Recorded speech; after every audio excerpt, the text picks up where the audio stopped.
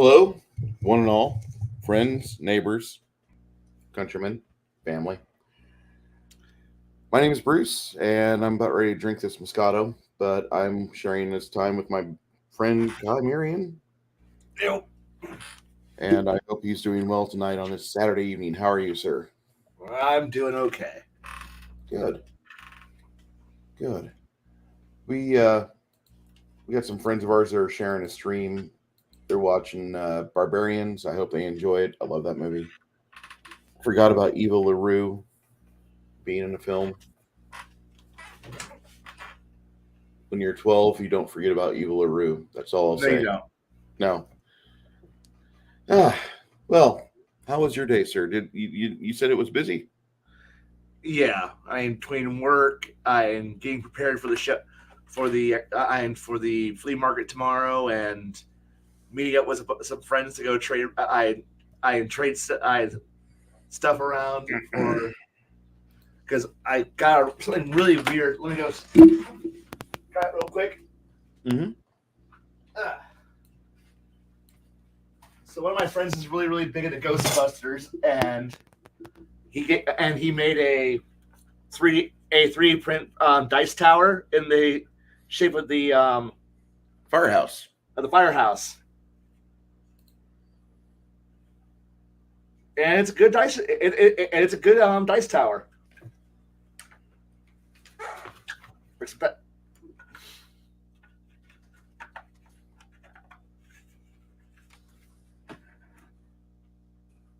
Tomorrow's Sunday. Yep. It's one of the days that you typically like. For most of the month, you're pretty okay. You do your flea market work. There's a auction house. I don't know if it's the same one. I don't think it is. Kaiser Farm and Realty Auction. It might be that one. I don't think so. Uh, where's the JK Auction House? Oh, they're down there. Apparently, the one that I used to go to back in 2007, that's closed now. But a lot of things that were there in 2007 are gone now. Sad truth is just how it works. Fucking terrible, man. I can't believe how everything just completely changed. Yeah, pretty much.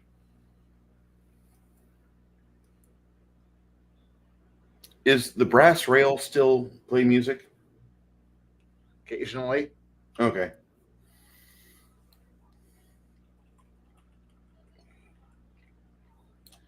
Yeah, I'm waxing. I'm sorry, guys. Don't mean to wax nostalgic. Okay. Well, tonight we had a game on my end, and I had a lot of fun with it. We got a chance to do some things, and I ran for my friends in the alpha group. I really do like that game system. I like the fact that the more I think about it, I'm not constrained to 20 levels, so I don't have to shove everything into the player classes to where like, okay, by the time you're 8th level, you're complete badasses. Okay, by the time you're 10th level, you're complete badasses. No, I can just offer options, and players can decide to pick and choose. Hey, David Gall, how you doing, sir? Hello. So I think the initiative portion of it is really the part where a lot of the players are like, I want to go faster when combat happens. Well, okay. Um,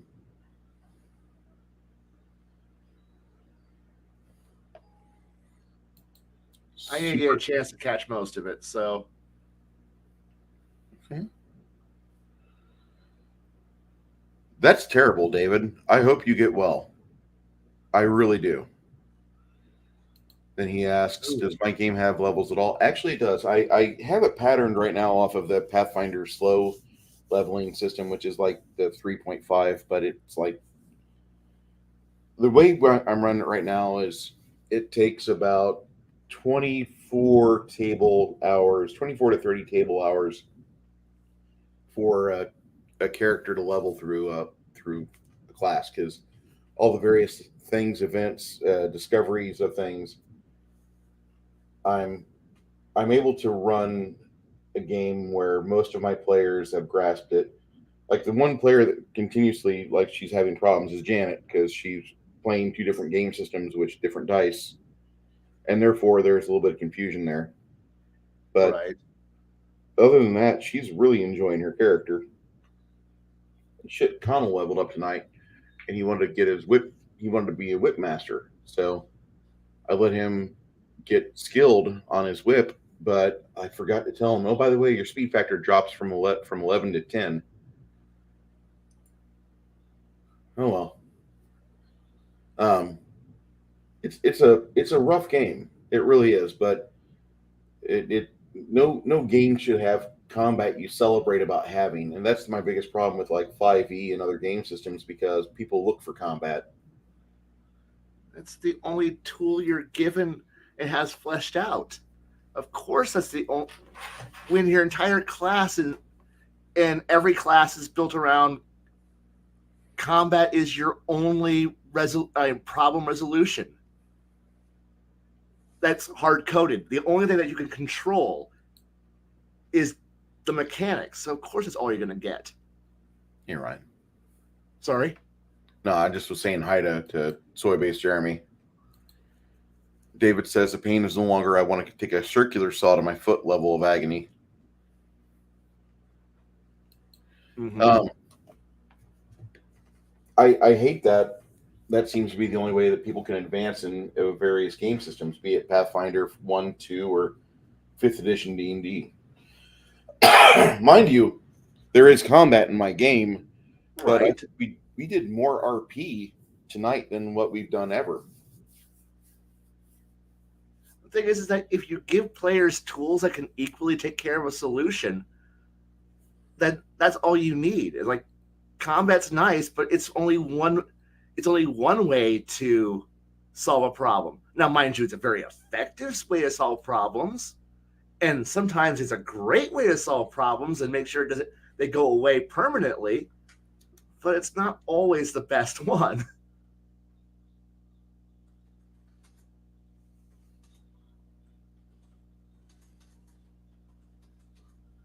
And you should get XP for solving a problem.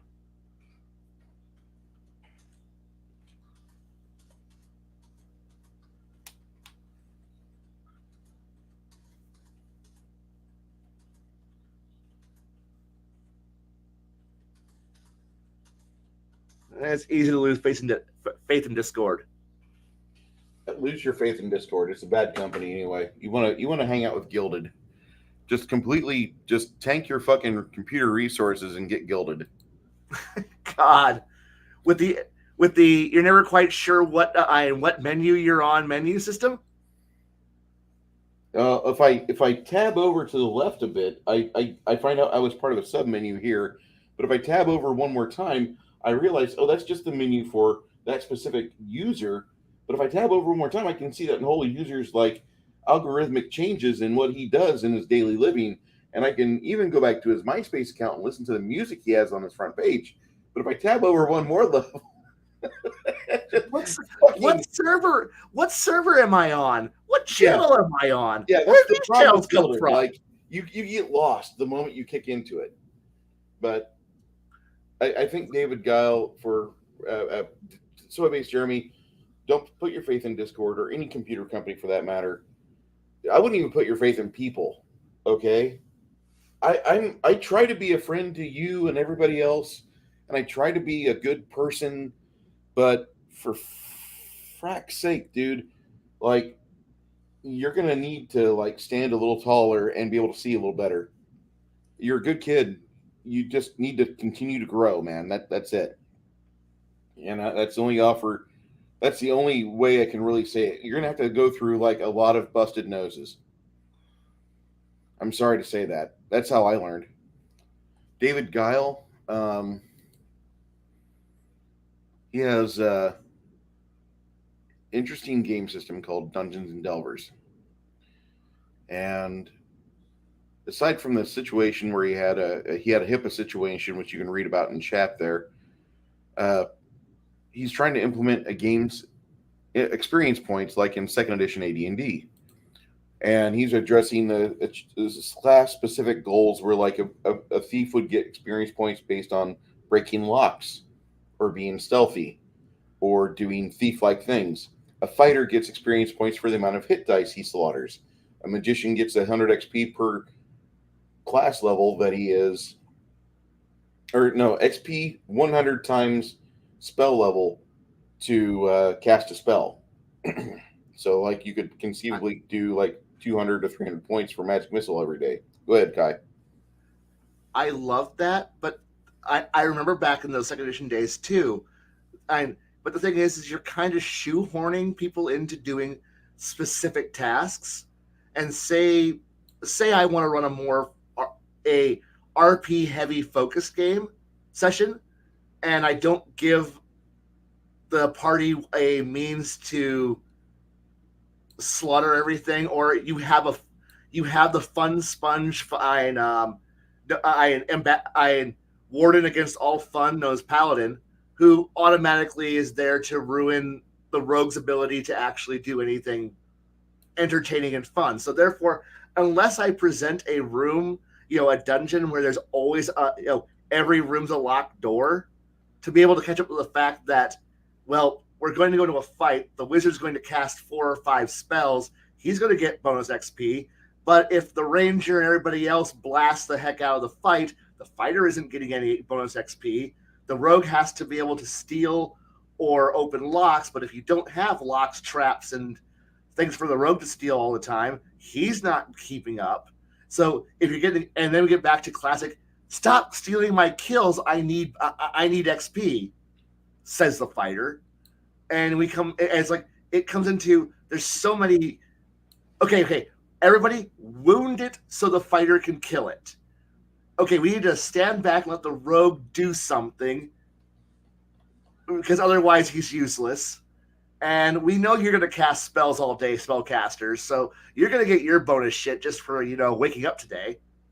Oh, and if we go on a long trip, you're going to cast spells all day, any day, all day, every day anyway, so nobody else is getting XP on this boat trip, but you're getting all your spell levels because you're casting various spells and divinations and other weird things, because we got a week of non-combat, so you're going to be doing something useful. Well, yeah, I'm going to talk to my gods, or I'm going to see the future. I have a pillowcase full of rocks that all glow now permanently. And when we go into combat, I'm just going to go dump this monstrous pile of glowing rocks. Leave it like Pac-Man pellets behind me, so that way we never get lost. And like, oh dear fucking God, what the fuck? Everybody's got their own little tricks, I know, but I like it, but I know how it's abused and how some people can feel like they're not being abused. And I know it's reward for behaving like your class, but what if you aren't given the chance to do those things and you're not being rewarded because you're trying to have fun being a character? But this one is, you are going to do this thing. Do the one thing you're supposed to do. But what if I got a variation? Do the thing or you get nothing. I get no reward. It could be easily abused and easily neglected and easily used to make some people feel like GM, give me some chances. Now it's the onus on the GM to rig the events to be in your favor, and you might run into a situations where the wizard gets to do all the cool shit and the cleric gets to do all the cool shit, but then the rogue and the rogue gets to do some cool things, maybe, but not the right cool things. And it's just, especially if you're incentivizing, well, when do you get your points? Does it happen immediately or later? And I know we had a GM who really loved all those bonus XPs, and then realized that trying to keep track of 400 everyone's now on 400 different XP scales, and nobody's matched up fair. It kind of like it hurts, and watching the group slowly just go, this is a lot of extra. I don't want to say a lot of extra work, but some people knew how to abuse it, some people didn't. And while I normally am like, please go ahead, abuse the system, some of us abused it better than others, to the point where other people at the table were like, this is bullshit. Why do these three people know how to rig the system up? And we're like, we're sorry, we know how to abuse the system better than you. That's it. And the fighter goes, the only time I get to have any bonus XP is if I fucking kill something, and I don't get to kill anything because, well, you guys want to talk all the problems out. You're stealing everything. You're just causing spells all day, and I get nothing. All I gotta do is sit here and sharpen a sword, waiting for sword fight day. And everybody else, oh, it's your fault for playing a martial character. But I don't want to. Okay, fine. I guess all I'm going to do is I'm going to go walk into this thing and I need bonus XP. Oh, hey, I'm starting a bar fight and I'm killing everybody in the room. Everyone. Except for the party. And you've now promoted murder hobo because that's the only way you're getting bonus XP is if you start killing people. Just start killing because it's where you get your points from. I know, but you still get the basic bitch XP, but you want to get special XP like the rogue is getting, and the casters are getting. You want the special XP. And if all you're getting is basic bitch, everyone else is dumpster fare. Like, congratulations, here's your pity fuck award, banana sticker XP. You were here, participation XP, but you get no bonus XP. Like the rogue got, because he went and stole some stuff, and he unpicked locks, and that caster character casts spells. He gets the cool stuff. Sorry, fighter, you didn't get the killing blow. Here's your pity fuck XP. Are you happy? Not really. Fuck you. And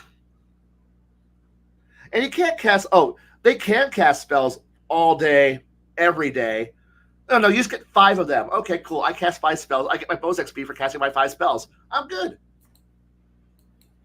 That was old 2nd edition where every day I wake up, I've got magic. Are we doing anything? Nope. All right. All right. I'm going rat killing. Magic spells. It's just, or, I'm fortune telling the weather today. Thanks, Druid. I know. Bonus XP for me. It's fantastic. Thank you. I'm walking into a war zone as a cleric, so I'm going to power level. Oh, fuck yes. Man, I'm putting on some surgical scrubs and I'm power leveling. Healings!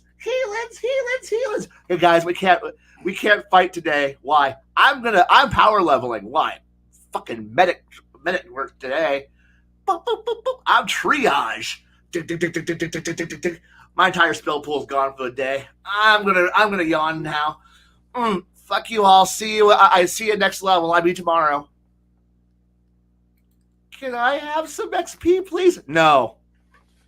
I don't like the idea of class specific goals. I really don't. I think there might be like a couple things like Hackmaster 4E has like a VIP award where you get like 250 extra experience points per character level for the entire adventure that you did that day. If it was an actual adventure, you sat and rolled.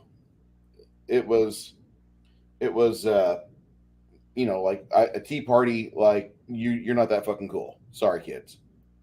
But I really like the idea of like the MVP award, the best magic spell award, the best use of magic spell, and like Hackmaster has a whole bunch of like awards like that, and that to me really spoke to me a lot better than what they had in the back of the DMG for 2nd edition AD&D, which was a good starting point. Yeah. But after playing with groups since 1993, seeing how that game went, Jesus H, like we abused the fuck out of AD&D 2nd ed. I mean, we bent that thing over. You guys think and complain and bitch about 3.0 being just overtly fucked.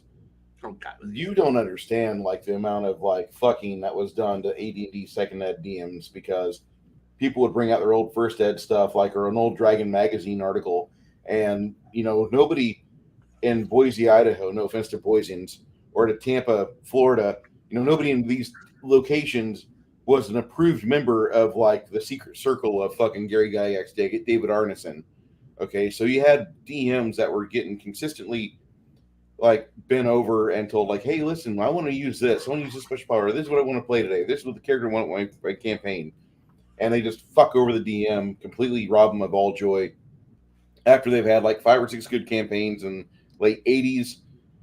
Bam, here's my character. He's a wild mage Kinder, and we're gonna put him in the Forgotten Realms because you're just my buddy, man, and I helped you move, and you're gonna do this for me. And that seems to be like what happened a lot.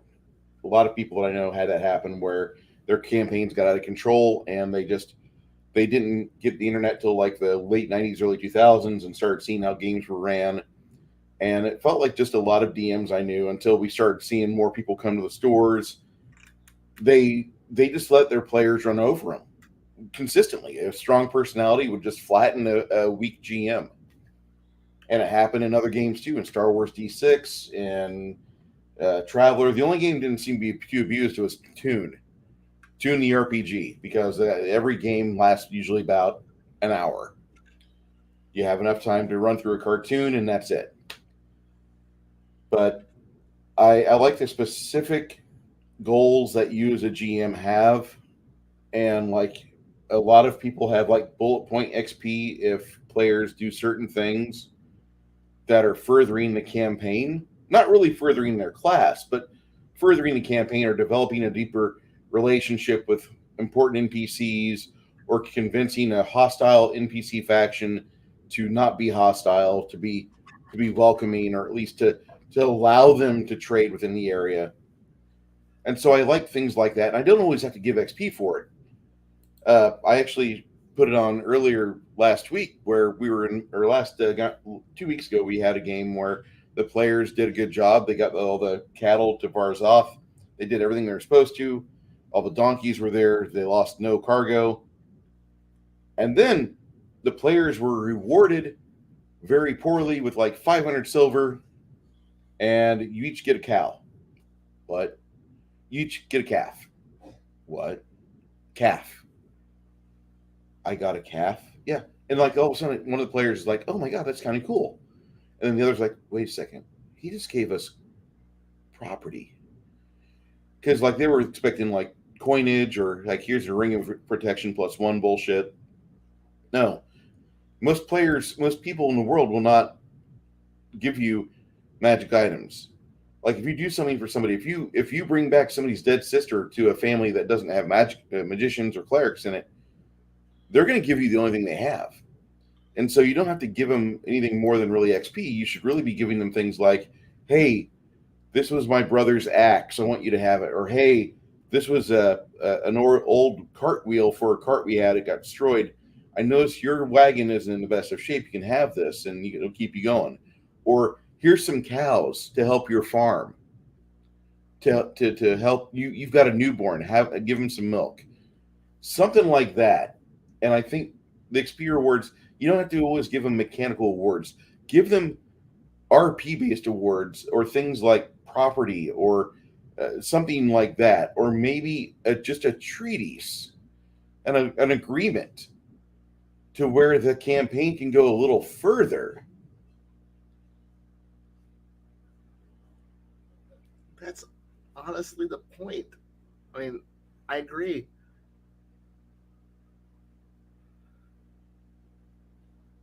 And I'm not saying, I wasn't saying that you would be in a position to argue. I was No. thinking like there needs to be more games where that's something that you talk about.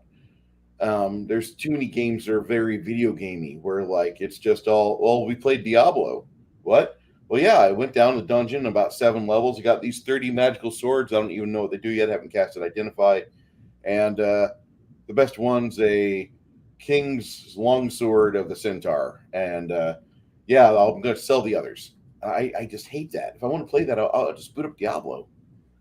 And see, because games like Diablo did come out where they do handle combat so well, so effectively well, to the point where I I could see in an era, pre Diablo, yeah, wandering, exploring a dungeon, figuring out things and gathering the loot and coming home I was appealing. I know this because we played in that era before that. I was young, not quite good and smart yet, but the idea of mapping a dungeon and doing all that was fun. It was profitable and entertaining. But then the video game happened.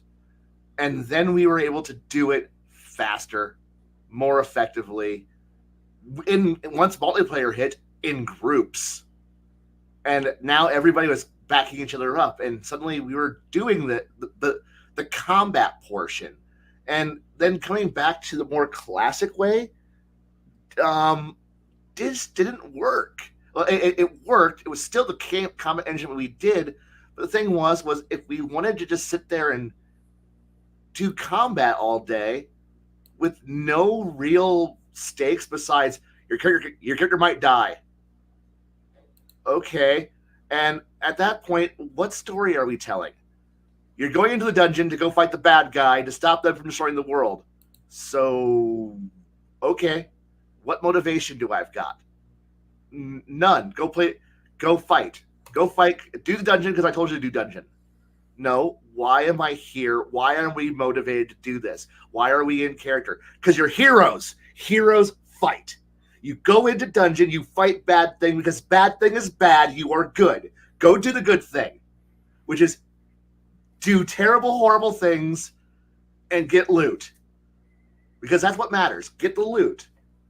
But what will I spend loot on? You will go to the designated village to trade your loot to the vendor so you can get more loot, get more gear so you can go back in the dungeon and continue fighting.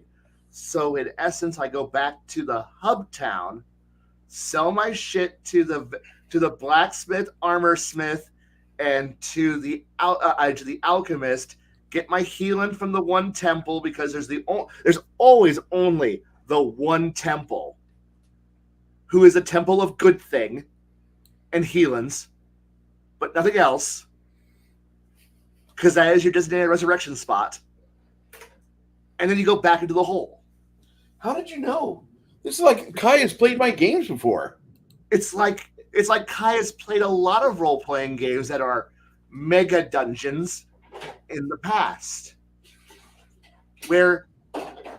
And I had one GM who just literally he was so fed up with the idea that we wanted to go out there and explore the world and spend time playing our characters, that every time we finished a dungeon, he literally would say, and then a flight of dragons show up and drop the next dungeon next door. Get back in the dungeon. That because all he wanted to do was run dungeons. And when we finished one dungeon, dragons would just deliver another dungeon. And then we were back in the dungeon. And there was always the one hub town that had the one noble who's giving out the grand quest to save the town of Townsburg. It's so unmemorable. And of course, it only had the one vendor, one tavern. Sorry, the tavern that was just there for, in case a player dies, we can now recruit new player. Where is this GM at now? What's he doing now? He lives in Florida. Okay, so I got to ask, does he have an Apple IIe? Because I've got a copy of Wizardry 1, The Revenge of the Mad Dog Wernda or something. No, Proving Grounds of the Mad Overlord. And this guy doesn't even need friends. He just needs to play this. Over and over and over. And he'd be fine. I think he'd be fine with this. But he happily got married. He now lives in Florida. He doesn't game anymore because, thank God, he's not inflicting that on all of us anymore. But he's also the same GM who, when he ran for us, made us do shit because the God told us to. And when we refused, he had the God's avatar show up and just pretty much walk us from place to place like he was our goddamn school teacher / babysitter. And he was immune to everything. No spells could hurt him. No weapons could punch his skin. And we hated it. because all we were doing was just his bitch work while the bitch was watching us, making sure that we didn't do anything wrong. And if we did, we got bitch slapped back into into line by the god and his little avatar buddy. And which point we were like, and so we all conspired one day, like we were going to kill him, and we were testing different ways to kill that avatar until we just figured out that, well, he's so immune to everything, right? He's just victorious in all things, right? Oh yeah, he's just super strong, super powerful, super tough. He's my DM NPC of doom. At which point we're making him a bowl of Cocoa Puffs. And what? Yeah, his breakfast. We're making Cocoa Puffs. And what are you doing? We are hiding. We are we are casting shrink on 3 boulders and feeding it in his breakfast. What? When he eats it, they'll fall in his stomach, and then we'll dispel the magic, or we'll just let it wear out, and then we're gonna blow his insides out with boulders. And like, what? His stomach can't be immune, and there's no magic involved. It's literally just the crushing strength of 10-foot sized boulders blowing up in his chest. He can't survive that. You're gonna kill my divine being, God? Yes, because we hate you. We hate it. We hate your game. We hate everything. We want to be free. Needless to say, we spent every time that it was his turn to GM, we'd go, maybe this time will be different, and it would be another goddamn trash fire, and we'd go out of our way to ruin it because we don't want to be bitch slapped. We don't want to be led around like we're fucking school children. Yeah, we're a bunch of teenagers, but we still have that instinct that we wanted to be free, to have fun, to do something besides have some powerful authority sit there and slap you upside the face until you fucking complied. You know, it's funny because I get the same complaint from my high level groupers. I don't think I'm really being that like forcible on them. I got tired of them not doing anything. So like after they lost all their donkeys, they didn't want to go donkey handling anymore. They stumbled for 2 sessions and did nothing, and so I popped the war on them. And now they say I just forced them into a game. They wanted to have things happen naturally. Well, that would happen if you are a GM and you throw hooks out there, but the players don't bite it, like you're using the wrong bait. It's like fishing. Eventually the players bite on something and they start doing stuff so you can have an exchange, go back and forth with people. But these people, like, it's the same 2 people that complain about the chat with my games. They're like, I liked it better whenever we didn't have a chat. Well, I liked it better when we didn't have to have people from across the country playing the game, because we used to have the ability to get people together instead of them being scared to go outside, without a fucking mask on and a condom. But like instead, I want a full table and I want to run now. So I've got my players that are scattered all over the globe, and why not just use YouTube? I'll earn some ad money in the process. No big deal. Right. And players are like, well, I'm not interacting with chat more than I interact with you.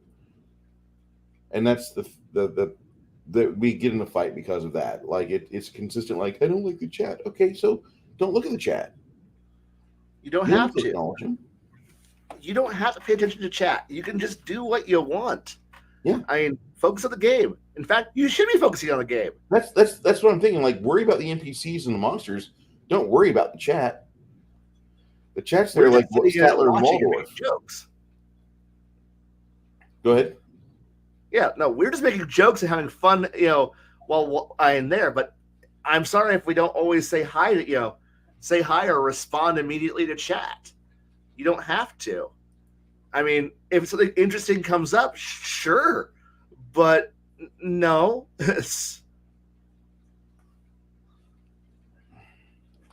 I'm not really bitching about them as players, as people, but I think they need a different table, because the one I run is going towards the system I'm testing right now. And I think they want to stay with Pathfinder and grids and round by round combat, which is fine. It's just not the way I want to run. Hey, Six Nations. Hey, Lady. Travis. I'm sorry to hear this. I would not be able to go without bread. Who's Chat? He sounds like a silly fellow. Exactly. Um, I just I would like to have. I don't know. I really get a joy out of the other group that I run, like what I did today, like this every other the beta test group or alpha test group, whatever you want to call it. But I really get a kick out of them because they are allowing me to test a game system, and they're getting their input in on it. They're experiencing triumphs and delays, and they're seeing how the design process works, which I like that. And Pathfinder, when you do something, it's kind of implied in the book like there's an immediate reward. Like whoever wrote Skyrim wrote Todd Howard wrote Pathfinder. When you level up, you just need to take a rest and then you level up magically. What? You learn new spells when you level up. What? No. Go develop them. Be a fucking wizard. Yeah. A lot of that's flexible though on how you run it, and I know a lot of maybe it's just simply the fact that some GMs have a better command of the rule set, and thus I don't want to say better better at adapting the basic rules to be the game that they want it to be. So if you don't like the aspect of no, you get free shit, if you take a nap, no, change that point, change that part, and it's not that hard. And I guess I'm okay. I don't know how to best phrase it. It's just simply I'm so used to GM sets the terms, you just deal with it. As long as the terms are spelled out in a way that makes players understand what's going on and know the basic rules. And if you say no, it like you need training time, you got training time. You need this, you get that, and you just deal with it. I know that's just a dumb way of saying it, but that's if it makes the rule book is just suggestions. They're good suggestions, and by God, I want the consistency of hey, the book says this. Well, I changed that. Could you explain why? Oh yeah, this is why. Oh, perfect. We're good. Cool. And most of the time, that's what you get. Is most players are pretty cool with that shit, as long as you're consistent and do more than just say I'm the GM, fuck you, or it's magic. I don't gotta explain shit. And some people are happy with that, but you got good players or not, and you just got to give them something to work with. But then again, don't think too hard about your setting too much because,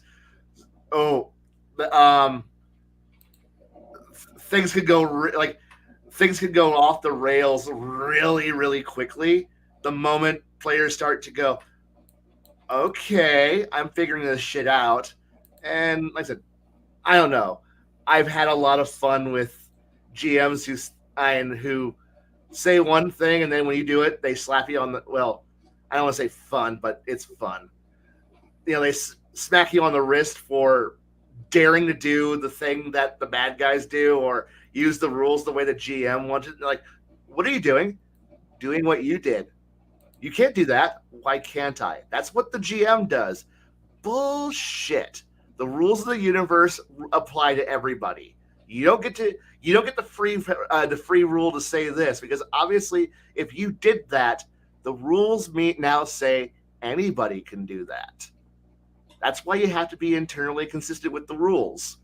Whatever the players do, the GM can do, and whatever the GM does, the players can do as well.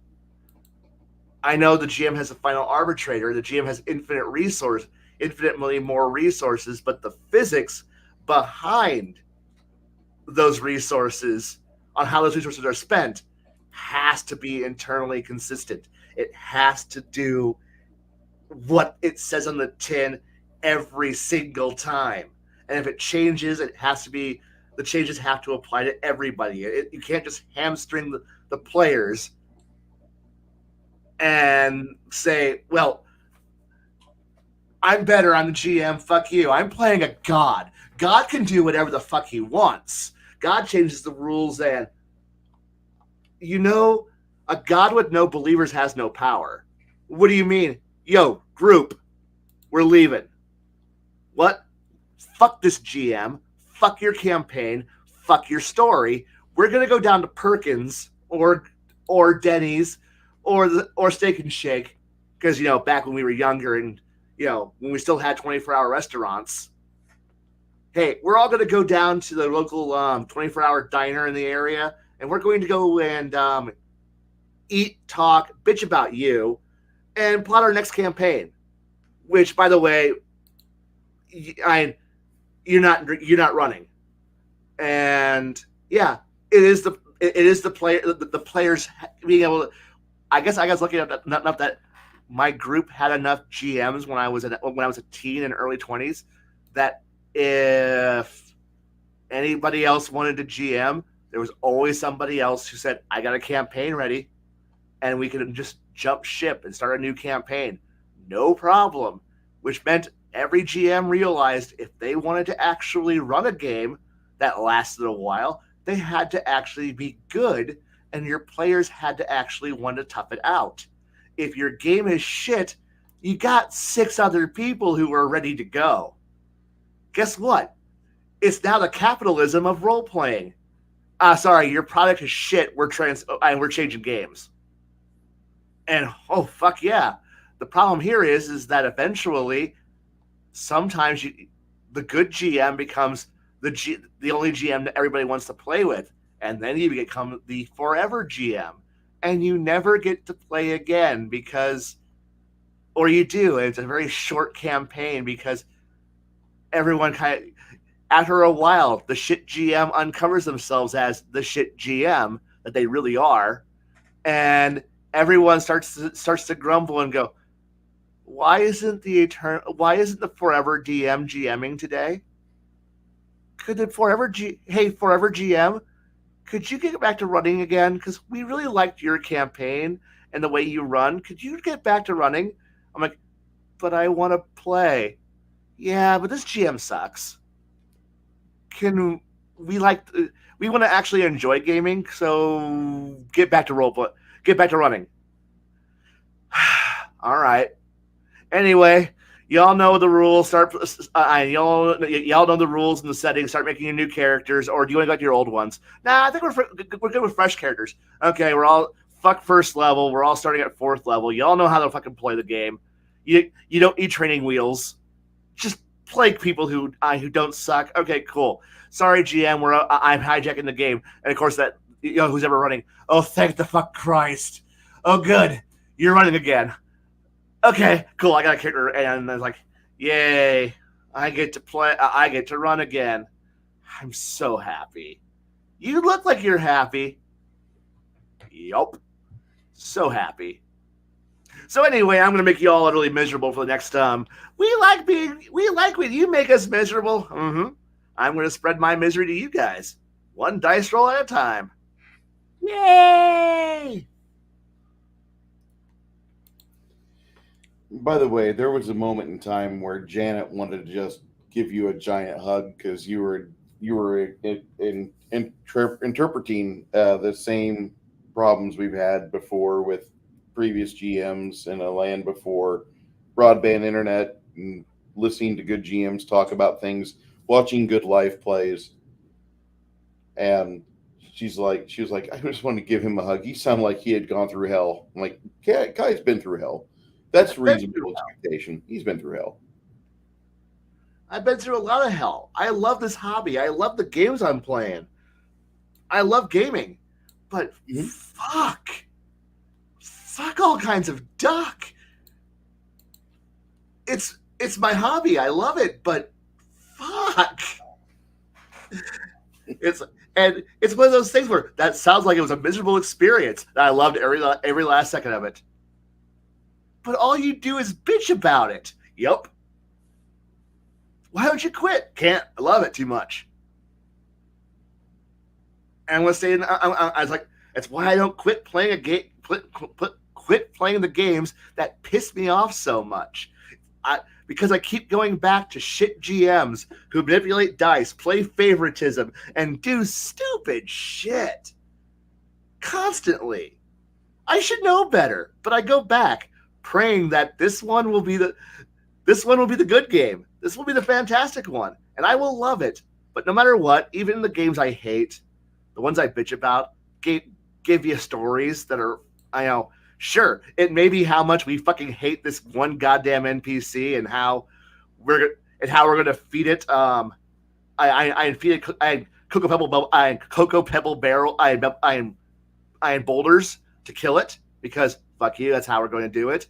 Or how a different GM decided that we're going this magical goddess. She's so powerful. She knows when the moment you walk into her magic shop that she knows you're there, and she'll know what, and because she's tied in with the gods of magic, that she'll know exactly how, like, she'll be able to counter all spells the moment you cast them within her shop. And we're like, so what are the rules of the world? Oh, her magical shop has a magical doorway in every town that leads to her shop. So that way, every single magic item shop is actually her magic item shop. So if you piss off her in any way, shape, or form, and because I'm a GM who's pissy as fuck, she's always pissed at you. If you have any form of sass, snark, and or try to negotiate with her, rock bottom, I will never negotiate prices. And if you're fed up with that, with her attitude, which is to piss all over you constantly, obviously I'm going to make the rest of the campaign utterly miserable for you. And you can't do anything to stop her because, she's magical. And then you have players who sit there and go, we'd like to test this theory out. And then the GM, what do you mean test this theory out? And we didn't tell him that we were conspiring, we were planning. So we started figuring out, when does she know when we are casting spells? And he's like, well, we started testing the boundaries quietly, picking at the edges, figuring out the puzzle, the trap, and then unraveling it, untying it.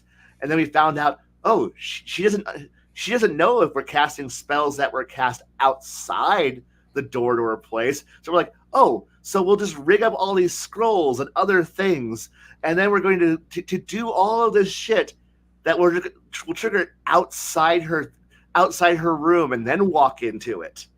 And the GM, what are you guys doing? And then we're like, when the campaign came to an end, we're like, we were about to kill her. He goes, you can't kill her. And we're like, let me spell out how we're doing this. And then we spell out every single step of this.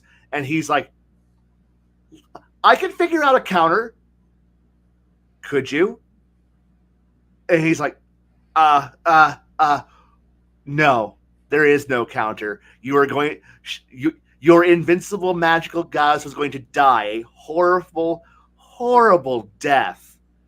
And there was no way we're going to let her come back to life. Well, the goddess said, at which point we'll just do it again. Should we prepare? No. What? Yeah. Imagine the XP pile we're going to get for killing a goddess. Yeah. Don't piss us. And he's looking at me like, do you just have to be like, I don't like being magically intimidated and coerced to do anything. I want to go into this on my own free will, and the moment I am done, like, I have somebody who's not in my direct chain of command tell me to do anything, and you use force, intimidation, and you can't hurt me as a way to make me have to do it because, well, do it because I said so. Fuck you. Fuck your authority. Fuck your ability to command me. And what are you going to do? Overthrow you or kill you. There's no solution. There's just simply, you must die. And why? Because obviously you won't back down on anything short of death. So I have to remove you from existence so that way we can be free. To do what? Anything I want, not without you there.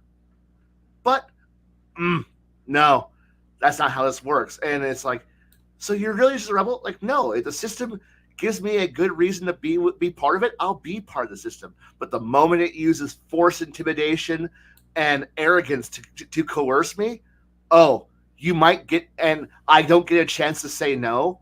You better believe I'm going to now spend the rest of the campaign figuring out how to destroy whatever it is that you're using to control me. I'm going to figure out how to break my chains. I'm going to unclip my wings. I'm going to kill. I'm going to murder whatever it is that is doing this. And if that means an entire kingdom in ruins, an empire burning, a god as a corpse now being thrown into the warp, so be it. I'll go up to the chain until the GM learns you don't use intimidation and force to get coercion. Just make a convincing story. I am a rebel who's looking for an excuse to do something. I'm too much of a libertarian. I believe in free will, and by God, if the good people cannot find a way to convince me to do something nice, and don't say just do it for altruistic reasons. I am not an altruist. I am not. I may be altruistic at times, but I am not an altruist.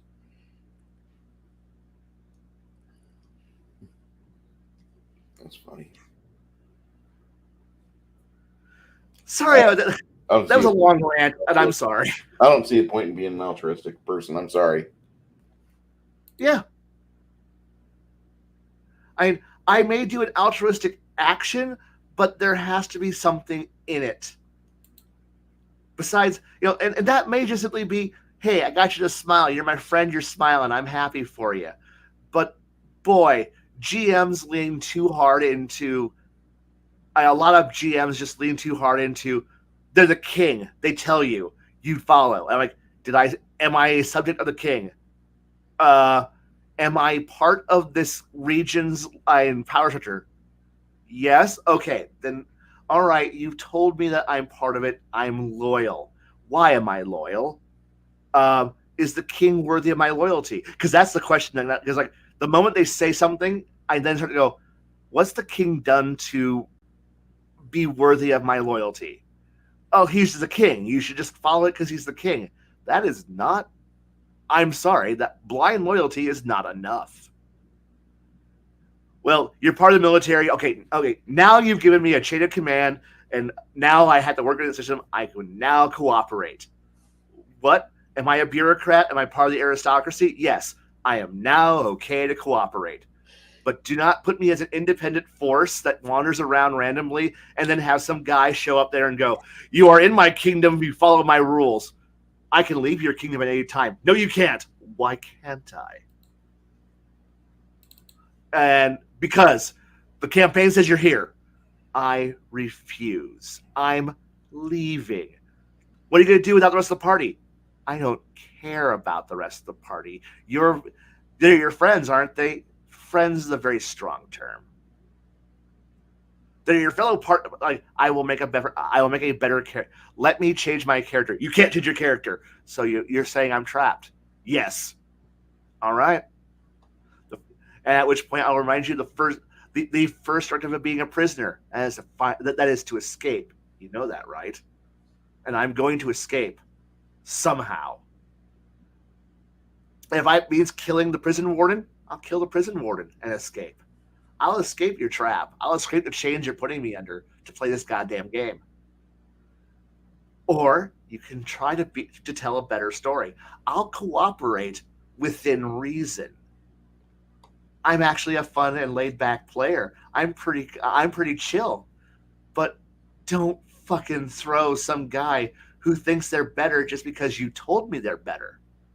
No, that's not how this works. Oh, I know it's how this works because, I'm here to play the game too. I know, but by God, I can run I can do whatever I feel like it. And if I'm the player, by God, I have free will. I have agency, and I will not let anyone steal that from me for long.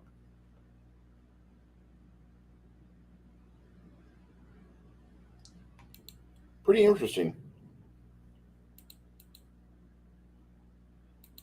Yeah, What's the I would play that. I would play that.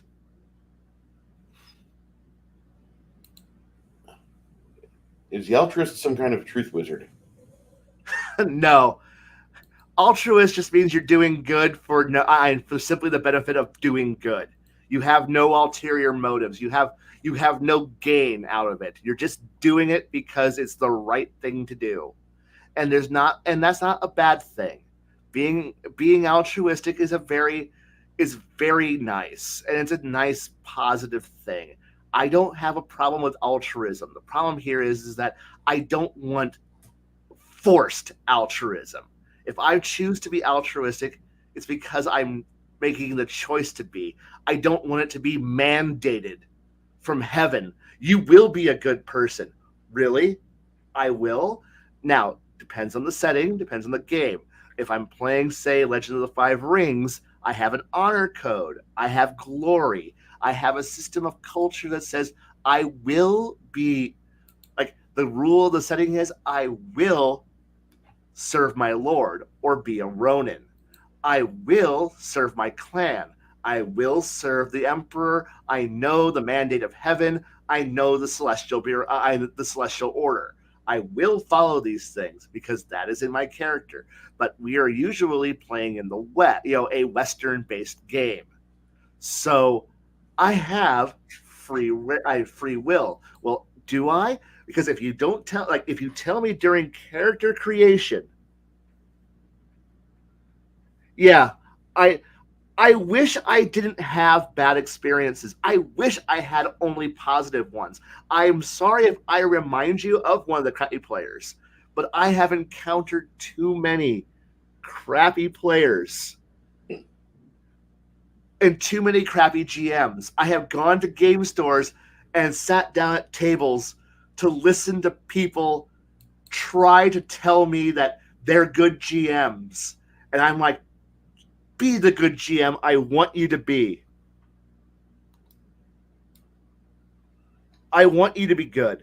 Oh, did it crash? I'm here. Okay, cool. Um, no, I want to be the good Like, I want a good player. I want good GMs.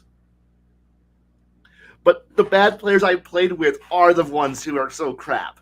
And I want God, I've sat down at tables, and this is why I have no faith in any incarnation of the whatever generation you wanted to call it. You're a sanctioned GM who's running TSR/WotC's bullshit, or Pathfinder Society crap. These games are not run by good GMs. No. Because they're just running canned shit that arrives every once in a while in the mail, and you run the adventure and you send the results back for your sanctioned reward. And it's like, dear God, you're crap. And well, I run modules. This is what no, God, fuck, okay. Hey players, we do modules. We play module play. We think about how to play module. We do module. We go in, we do the shit, we get out. And we try to build optimally to accomplish a module. And I'm like, have you ever thought about why are you here? Why are you here? Why is your character doing this? At any point, does your character stop and go, what the fuck am I doing? Where the fuck am I? That's not asking along. That's never asked so much. It's I've been living on the edge so long, where the terror is so poor. I'm young enough to look at and far too old. Oh no, no, that's the song lyrics. My bad. I'm sorry, YouTube. Yep, and it's like I want good. It's like I want to sit down and sit down and play things. But every once in a while, I might hear another table, and everyone's in character, everyone's having fun, everyone's doing shit that is they're like looking for interesting skill uses, and they're having fun. And I look there and go, why isn't that my table? And then I realize, well, that's a group who's been playing with each other for years. They all know each other's ins and outs. They know how to just play. They don't have to prove anything. They're playing it because my character says I'm going to pump my stats, and then I'm going to throw a semi-truck engine at the bad guy. Is it the optimal move? No, but it's what my character would do. And here's me. I want that. I want that so bad. I want to play a character who's in an urban setting and go, God, I hate you so much that they grab a mail truck and then beat someone to death with it. Not because it's optimal, but because the mail truck was there. And fuck it, I want this guy dead. I want him to splat on the carpet. And I'm like, that's where I wanted when I was a young kid at the game store and getting to listen to that group game. And then looking at my group. Oh. Mind you, this was circa 2000. 3rd edition has just arrived. And we're all there playing early 3.0. Nothing but... And this is our first big scale campaign of this. And my table is a bunch of fucking weirdos trudging across a dusty plain, being miserable, while everyone goes, Blaine's character's too nice and too valuable. We must wrap that character up in a hamster ball of safety, so that way that character never dies. And then we're just gonna roll the hamster ball around us. And here's me. Do I get to have any free? No, you are our cleric, and you decided to play a Raceland-like character, but you played a cleric. You are very fragile. We do not want to. You are so weak and so fragile. I mean, I rolled really bad on my stats, and I needed to have intelligence, wisdom, and charisma to be a functional human being with skills, to be able to talk and be nice, and to be able to cast magic. And we all rolled stats, and well, I had some really shitty rolls, and I had my racials I had to take so I was weak, fragile, and a klutz. But I was like, yeah, you're too valuable. You're too weak to wear armor. You're too weak to wield weapons. But you're a walking healing battery. We are putting you in a hamster ball and we're rolling you around. I'm like, but I want I want to have free will. Hamster ball, and then here's me. Do I get to do anything? Put your hand out of the ball, touch somebody, and then go back to the ball. That's all I do. That's all you do. And this wasn't the GM telling me this. This was the players telling me that this is all I was valuable for, was to be the healing bot, the heal bot. And then every once in a while, we roll into town, and they uncork the ball, let me talk to somebody for a bit, then they cork the ball again, and then they roll me around until they need me again. And I'm like, this is terrible. And across the room is this other group who is just having fun being characters, and I am being carried around in a hamster ball. And yeah, that left a very, very, very unhappy stain for a long time. And here I am 24 years later,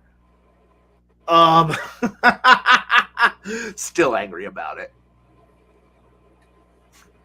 I'd like to welcome a friend of ours to the chat from all the way from the Great White North. Is the Fat Man's Corner, also known as the Crafting Gamer. How you doing tonight, sir? I'm good. Good. And you're right, Six Nations. It was supposed to dethrone it, but it just continued it all with a new coat of paint and some new engine work. But the body and chassis is the same rotted out fucking 1978 Dodge shit wagon. It's still the fucking Dodge Diplomat. It's just rusty as fuck. You just change the engine driving it, but it's still the fucking Dodge Diplomat. Fuck. That sounds terrible. That sounds fucking terrible. It's roomy. It's roomy. Its suspension works. It's got room for all your friends and all your junk. But it's big.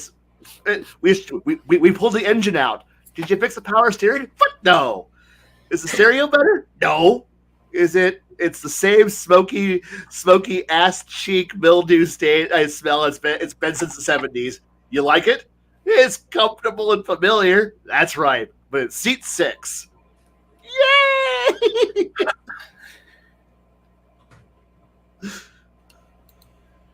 So we had a question from our chat earlier tonight, and I understand that mid-rant you're not going to change gears and get out of rant, but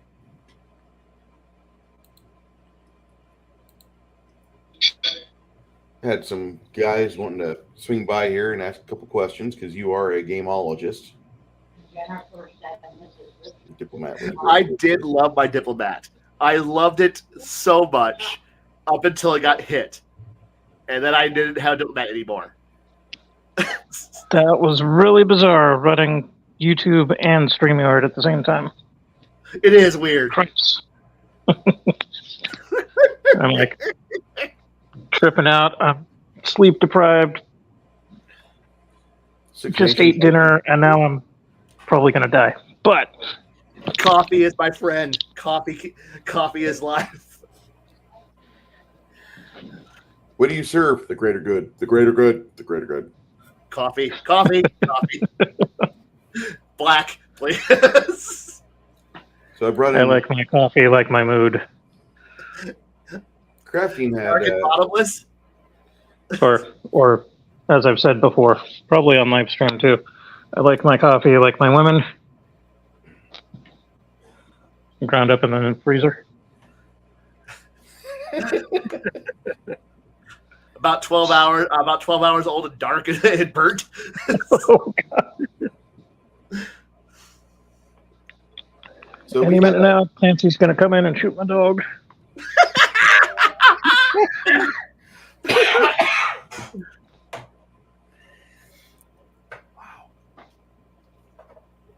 Wow.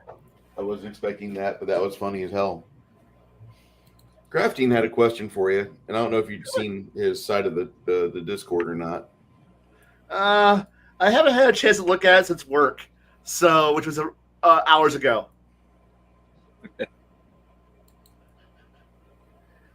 Yeah, I've given up on the memes.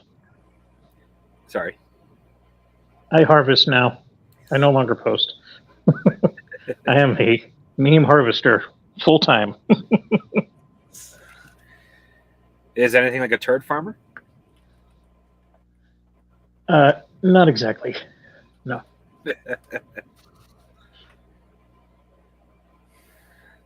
Yeah, I was making a Borderlands reference. One of the most legendary characters from the entire. Well, you don't see it. You don't even hear about him until the third game. But he gets played off as the legendary character because he found the first vault in Borderlands. In the Borderlands, I should say. Wasn't even on. God, him. Yeah. Ugh. His character was okay. I loved the joke of him being short compared to what everyone chalked him up to be, but I feel they missed the mark of what he could have been. Everything about that game missed the mark on what it could have been.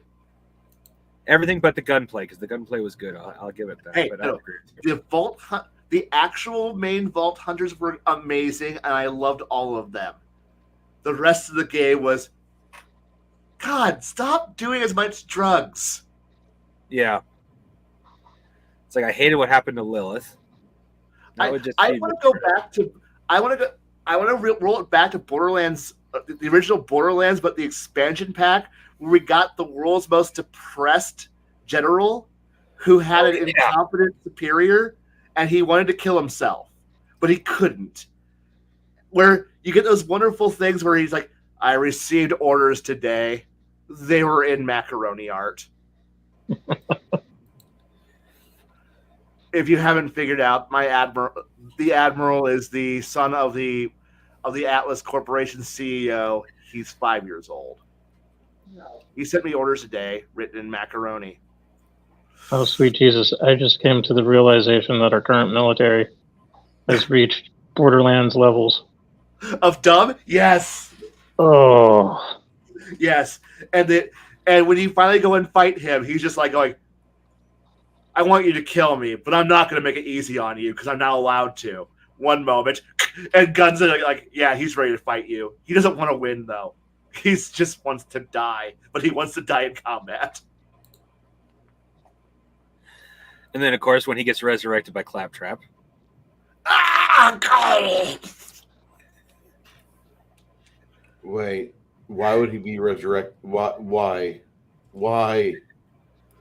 Because for some weird ass reason, when Claptrap did the uprising, he brought back every single boss from all the expansions. Yeah, okay. Everything. Okay, General Knox is amazing, but unfortunately, everything involving Claptrap is wrong. Just ignore it.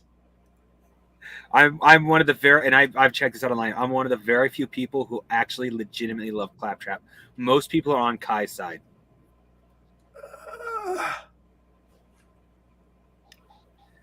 He is the most annoying robot ever existence. Look, General Knox is just a good character. I can't help it.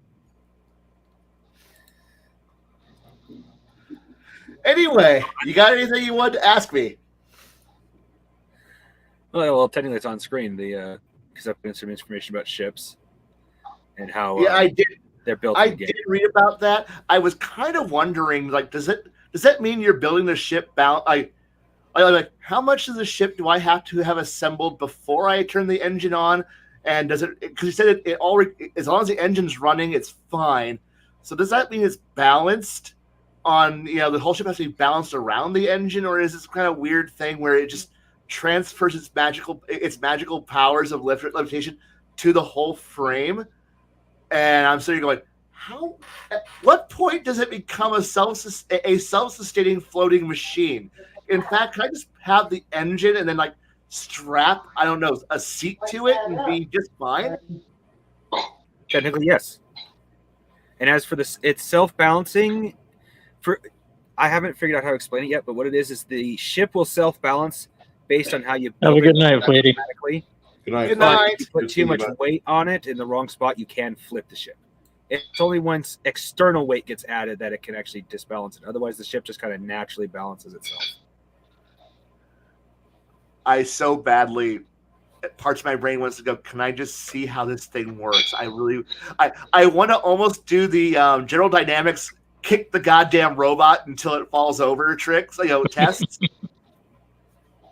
See, General Dynamics now releases this new robot dog. What are we going to do? Kick it really hard.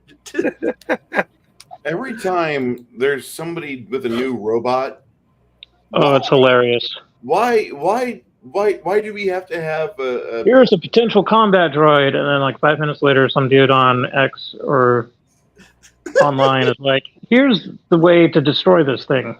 Pocket sand and motor oil. Here's how I got around it, realizing that I was the enemy. I did cartwheels. And then rip out its battery heart.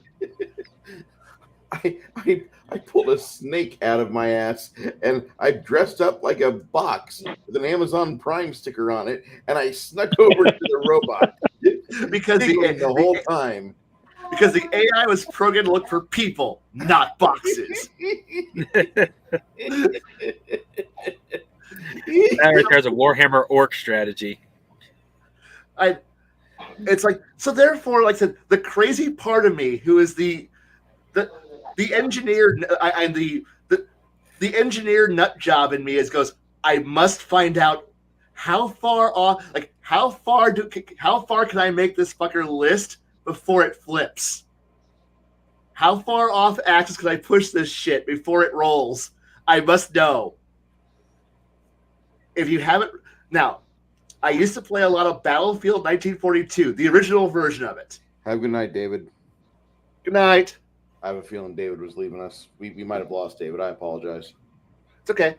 But no, we would load up multiplayer maps exclusively so we could figure out how to flip everything in that game. Everything. The battleships, the aircraft carriers, everything.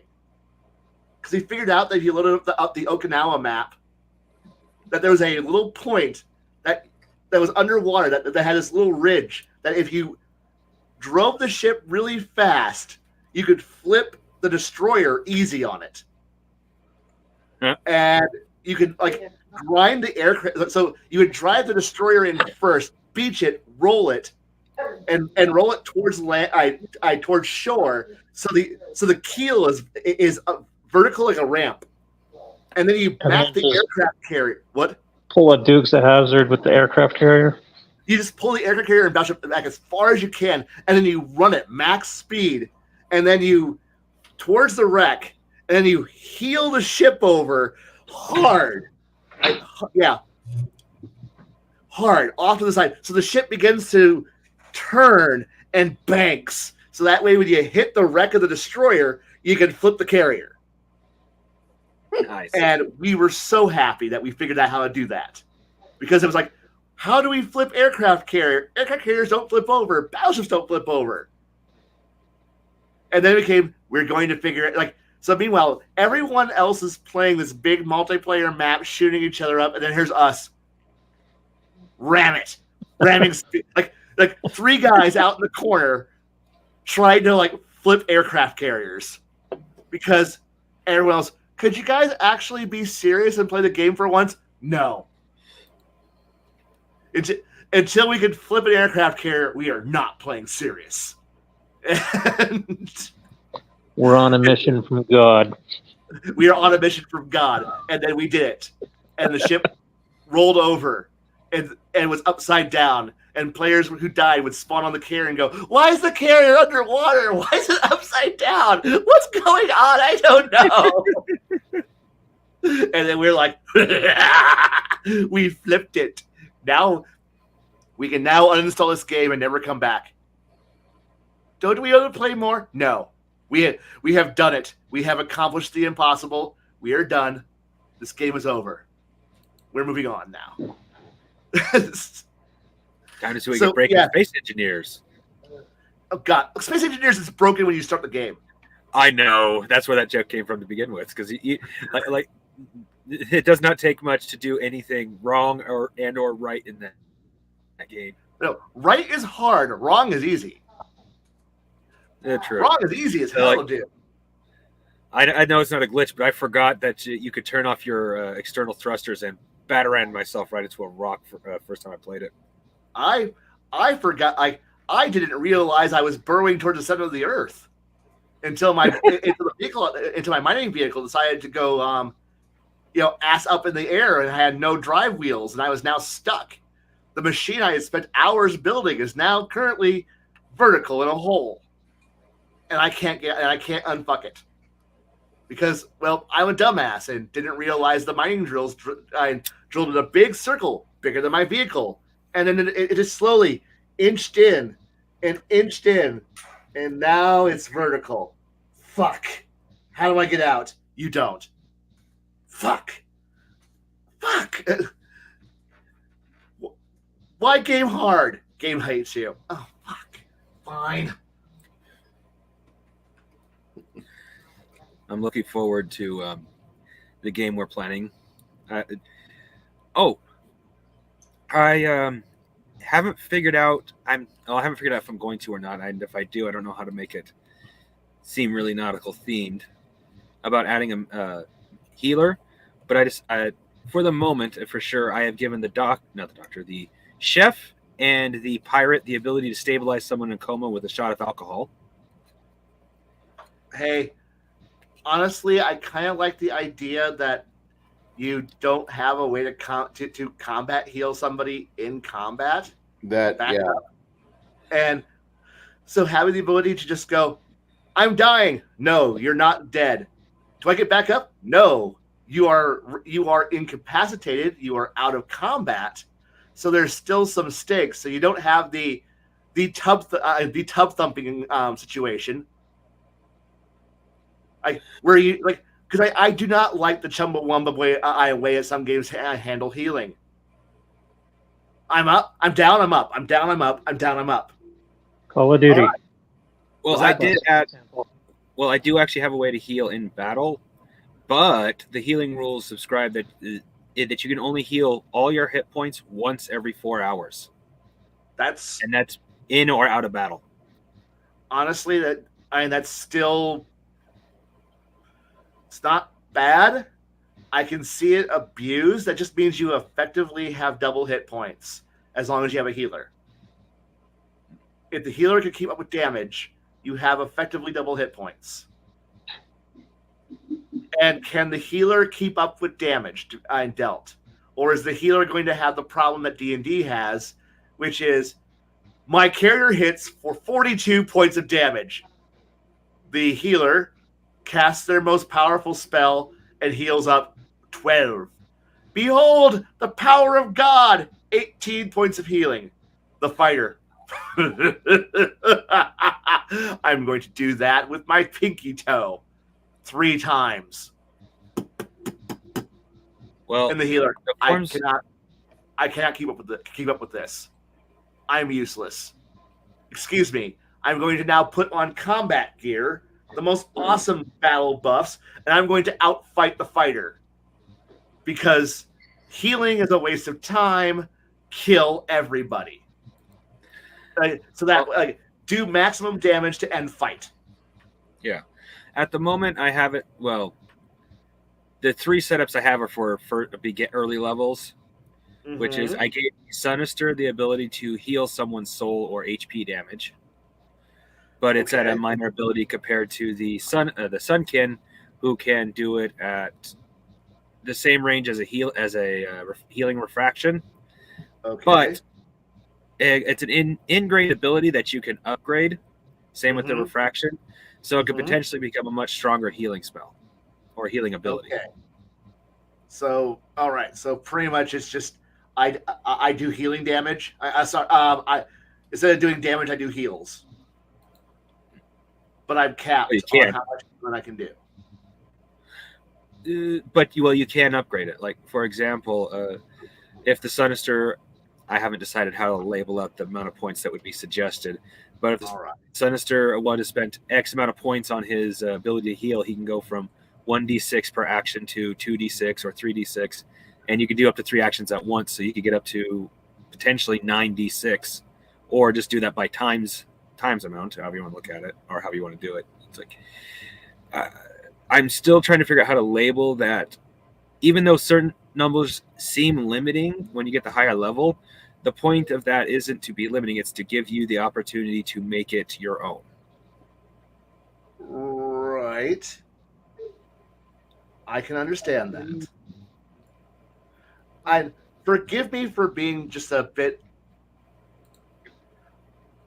I'm used to playing games where we get to have a lot of where it's just DPS racing and rocket tag, and where healing cannot keep up. And so, as somebody who plays a lot of healers, a lot of healers. God, I play a lot of healers. Fuck. Because nobody wants to do the bitch work. And everybody thinks you have to have one. But everyone hems and haws because nobody wants to do the job. So you put the fucking healer on, you put your medic hat on and go, fuck it. Now everybody can have fun. I'm choosing not to have fun. Because I know if I don't choose to have fun, it's like I don't choose to be heel bitch. Somebody else is going to just play the healer and make it out to be a oh hey look, it's another cleric of the war god, the cleric of beat downs and badassery, the cream that floated to the top. He's Macho Man Randy Cleric. Dude, I would so love to have a fucking temple for fucking Macho Man Poffo. Okay. If somebody would actually play the battle cleric like they were Macho Man Randy Savage, I would never have a problem. But they always play it as some dour fucking war god. It's where I'm here to inform you that you are all weak before you are not strong in the eyes of the war god, and I'm here to punch fuck all of you until you're all fucking ready to fight like the war god wants. Are you ready for some blood? And meanwhile, I'm like, can I just get Randy Savage, please? Can I get Ric Flair as a fucking priest of combat? Where he's just runs down there whoa, my family! Yeah, that would be kind of cool. The priest of combat. Yeah, come on. I want a cleric to walk down there like he's $1 million man Ted DiBiase. Like I don't give a shit about you. I'm the priest of the money god. But because remember, so fuck off. How much money do I gotta fucking throw in your way to make you go away? What? I'm the priest of the fucking god of money and capitalism and wealth generation. Every cleric. Everybody who wants money prays to my God, and I'm here to just tell you how much money do I gotta throw in your direction to make you go away and be my bitch. Everybody's got a price. That's right. Everyone's got a price, and then watch players go. Approximately the price of a +1 sword, and I'll leave you alone for at least 3 levels. Done. Here you go. Here's a minor bit of my temple's profit margin to make you go away for the next 3 levels. You want a whole dragon horde's worth? Well, hold on a second. Let me. Oh wait, that's not even a full percentage of our wealth. Here you go. Yeah. Sorry, that's Bitcoin. Delete. Delete. And just having the funness, but unfortunately, they're always playing these dour fucking loser characters who are like, I'm the war god. Of course I'm the war god. What other god would I serve? I don't know. Anything else. It doesn't matter. But the thing is, it doesn't matter what you play, what god you're serving. You're still playing a cleric, a D&D cleric. You're already the ultimate warrior. Oh, you God. are. It doesn't matter what god you're worshiping. I worship the god of flowers and peace and love. But I'm wearing full plate, carrying a tower shield, and this giant mace that's in the shape of a flower that I'm going to beat you to death with because you have broken the peace and love of my goddess. Therefore, I'm going to bring peace and love to everybody else on top of your corpse. What? You forgot I'm still a fucking cleric.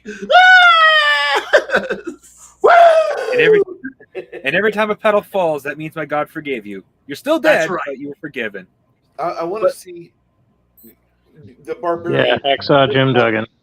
We just saw parts of the barbarians before this stream in Bear's Discord. He's watching that. Which I forgot how good that movie is. It's like a really, really bad film. Just stay The away. Barbarian Twins. Yes, They're so good. David and Yeah. Paul, David and something Paul or whatever. But those two fuckers are like little He-Man action figures, and they run around doing stupid shit the whole movie, and it's just fun. It's stupid, but it you have to be ready for that because.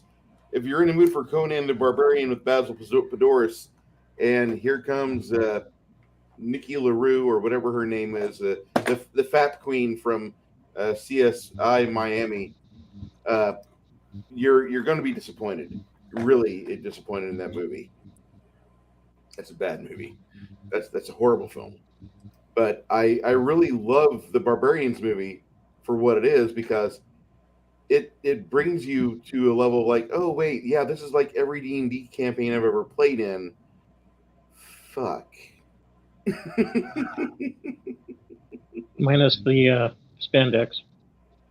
Yeah. And it's like it's like I loved that movie as a kid growing up, and then at a certain point though where I think I'm just like, I want to watch this movie, I don't want to play it. I lost my shit when I saw the Immortals with Roddy Piper and freaking Sonny Chiba. Yes. I was like, oh my god, this is so cheeseball. It's epic. You've told me about this movie before. Yes. And I need to see it now. Yep. It's good. Horrible. It's horrible in a good way. Like the main immortal guy with the long hair is always shaking his hair and throwing out his arms like, come at me, bro. Where? If you turned that into a drinking game, you would be blitzed. Oh, yeah. Oh, the movie House and House 2 is really... They're bad movies, but they're fun to watch, especially House 2. They're fun.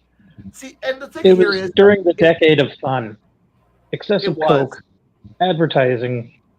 It was great. Everything was over the top.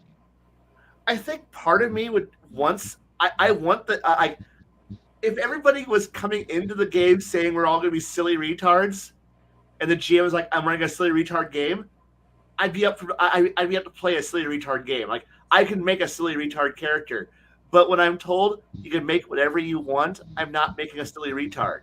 I'm going to make a fun character for me. But then again, when I'm allowed to play what the fuck I want, I'm playing a Hannibal Lecter level character. That's where I want to be. I want to play a Director Krennic. I want to play a Dexter or a Hannibal Lecter. I want to play a playful manipulator. I want to go in knowing I have all the tools to handle this problem however I want to handle it, but it's how I'm pushed into handling it by the situation. I can kill you. I know I can kill you, but I'm choosing not to. Please what don't. Would Kaiser Sosa do? Was that? What would Kaiser Sosa do? Yes! Yes! It's like, I'm choosing not to kill you. I'm choosing to find a solution that's not lethal. But trust me, I am more than capable of inflicting maximum violence in a heartbeat. I want to play a thing where I'm responding to the situation, and that the situation is dictating how I end up responding to it, but I'm not being forced. Well, I don't want to say I'm being forced, but I want to make it so that way it doesn't feel like the obvious solution is, well, I guess I gotta shoot you now. When you get blam, and just walk up to somebody and like, no, the answer to the solution is violence, extreme violence, and the problem's now solved because they forced it to happen. Or I can choose who I want to murder. If I want to let somebody go, I can let someone go. And I want to do this. I want to be part of a setting, and I don't want to play some fucking peon. I don't want to be part of Poop Patrol, whose only job is to go down into the sewers and kill rats because that's the only job available to me. Because I went to the job board. Well, the only job for us porcelain class adventurers is poop patrol down in the sewers. Did you just Goblin Slayer this? Was that? Did you just Goblin Slayer this? Yes, I did. Level character. Well, you can't really just say level 1. You gotta find some excuse to say it in character. I see that you are a porcelain level of 2nd grade. So therefore, you are not quite yet to a first class porcelain adventurer, aka level 2. Because you can't just say, "Oh, I'm currently at mortal wounded damage," aka 1 more hit, I'm dead. Literally, a kobold sneezes on me, and I develop an infection and die in front of me. Right. It's like, and I would like to actually play a character who has a personality and name where I'm not playing. So who are you? Fighter, and heavy fighter. Wait, you don't want to play priestess? I play priestess all the time. I relate to her on so many levels. because I know what she's going through because I've done it as a player so many times. I'm like, hey, can I have my witty one-liner? No. God, but I had a good one all planned out.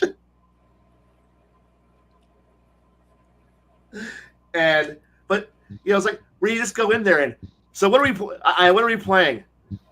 And everyone else is like going, I am playing Rapier Fighter. Ah, I see. Light Agile Fighter. My name is shh. There are no names in this profession. Brony Slayer. Right. And it's like when I can which is why when I hear things like you get XP for doing your class thing. Ah, I see. Ah, Dual Rogue. You are Dual Rogue. I have a name, Dual Rogue. Because I have two daggers. Yes, Dual Dagger Rogue. That is your new name. But I have a name. No, you don't. Nope, not at all. Who are you? Meat Wall. Ah, Shield Fighter. Good Shield Fighter. How are you today? I'm here. Hey-yo. Hey, Dwarf, what do you do?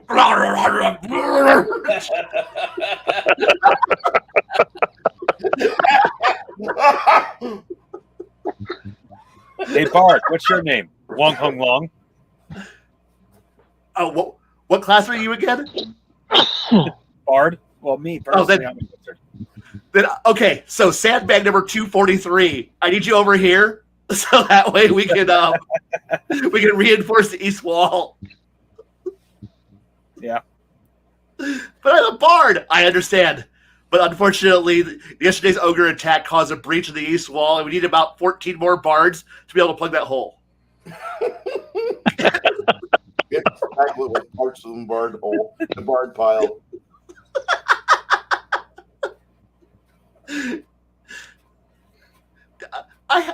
Could you at least call my class? I did. Sandbag. Self-deploying. Sorry, sandbag, comma, self-deploying.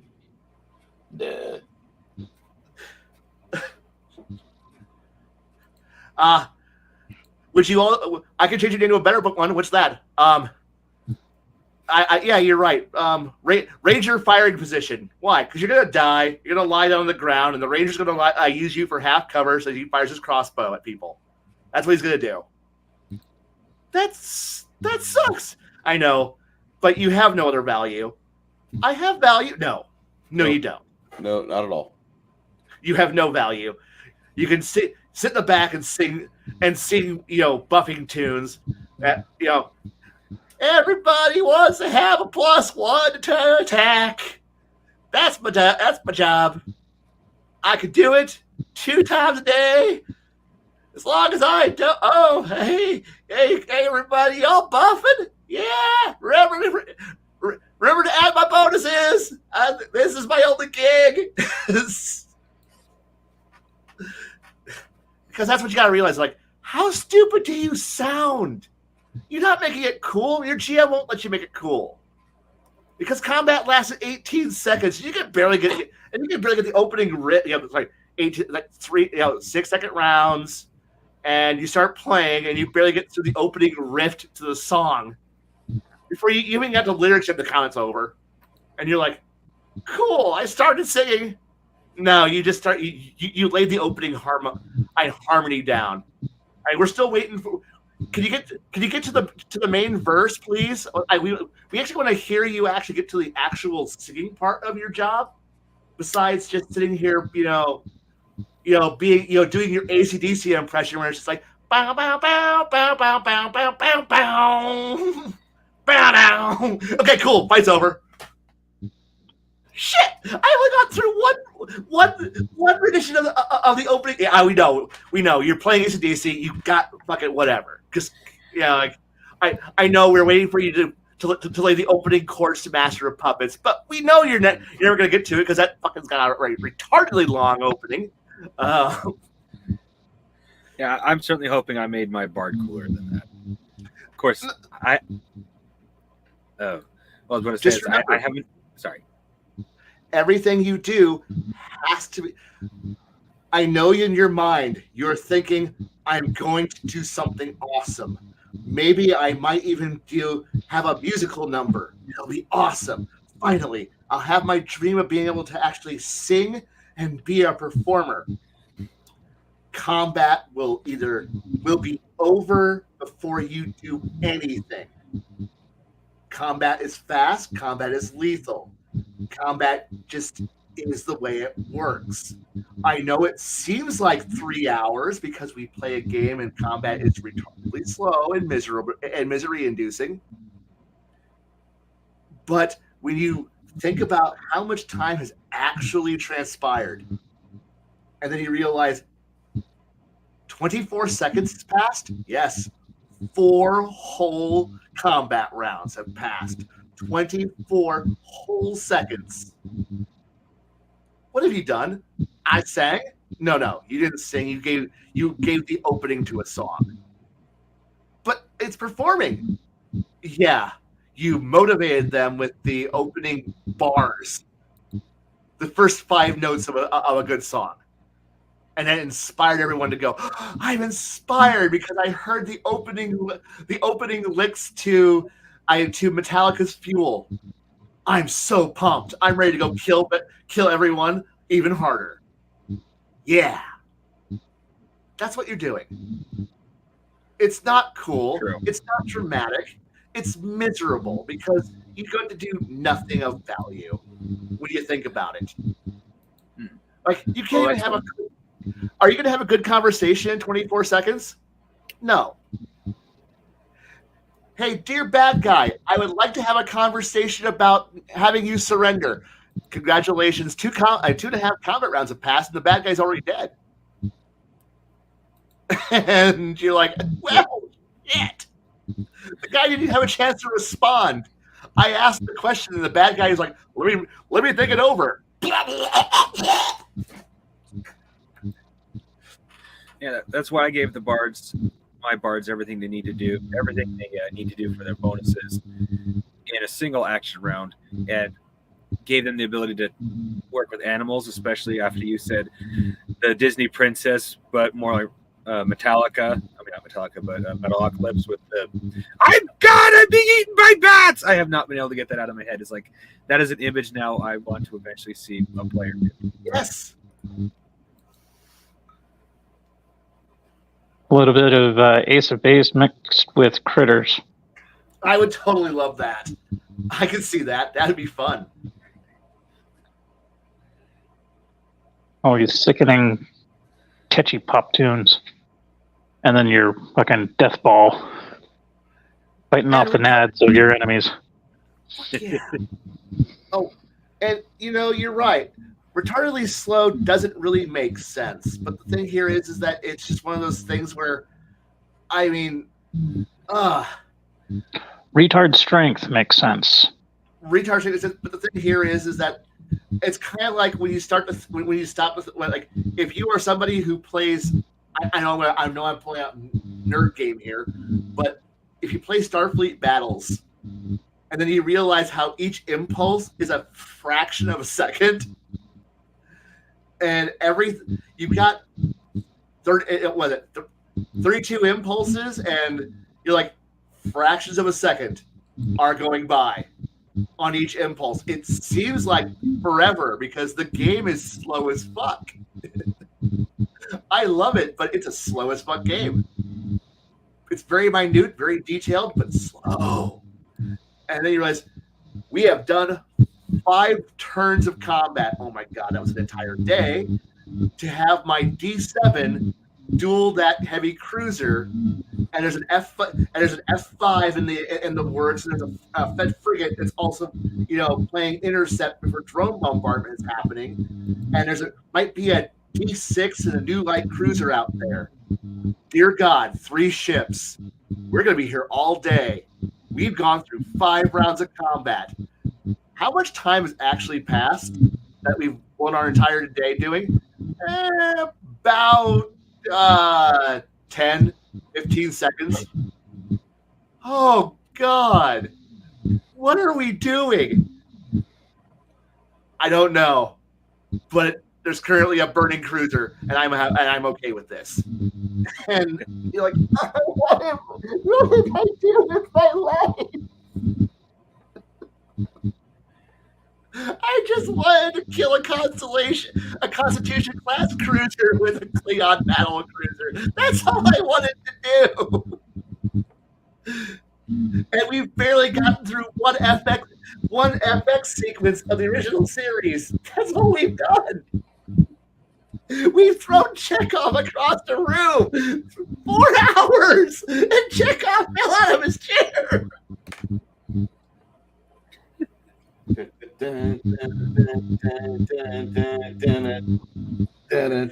Because Bruce, you know this game. You know what's going on. Yeah, I just described. Oh no, an entire combat sequence of firing disruptors, and sir, shields are down by 30%. Chekhov has fallen out of his chair, and well, shit. Now what? Plot energy allocation so we can drop the shields again a little bit more. Charge photons. Pew pew. Okay. That one sequence that costed 2 seconds, yeah, that was two entire combat. I had 2 entire cycles through that was 64 impulses, guys.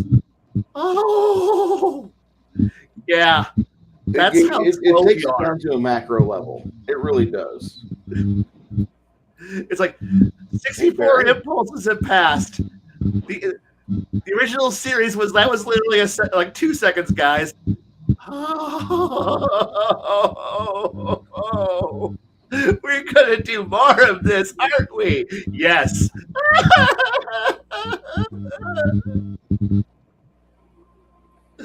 Don't think about it hard. I'm too late. I'm analytical and autistic. I'm thinking about it. That's on you. What's up, Beroni? Hey, Baron. Hello. I've had a lot of Starfleet battles. I love the game. I don't think about it. In my brain, I decompress time so that way it looks more epic. Because deep down, I don't want original series. I want Wrath of Khan. Wrath of Khan is a far cooler combat sequence than original series. So in my head, everything's slower. It's more dramatic, more awesome, more intimidating. I'm relating to combat. Combat is misery. All games are misery inducing, which is the reason why I utterly detest rolling initiative. I hate hearing the words. Uh-oh.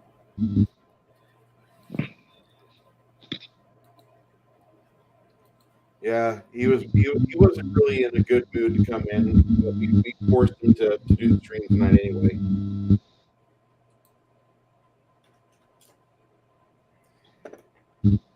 He's easily broken. He's not blinking. Did he freeze? I think he froze. I think he froze.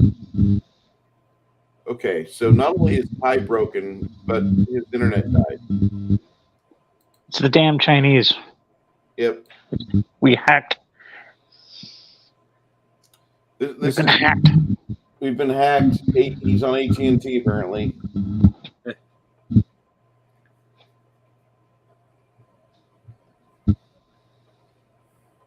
My God, what do we do without a host? I hope he'll be fine. He'll be back. So, how are you two tonight? Delirious. You'll be fine. You only had 4 hours of sleep. That's nothing. Well, I've kept my brain wet, and I'm on my 3rd wind, so I can go a little bit longer, and then I will shut down and wake up all bright-eyed and bushy-tailed, probably like 4:30 in the afternoon. Is your usual activity schedule like first shift, second shift, third shift? Like, this would be like 3rd shift. Okay.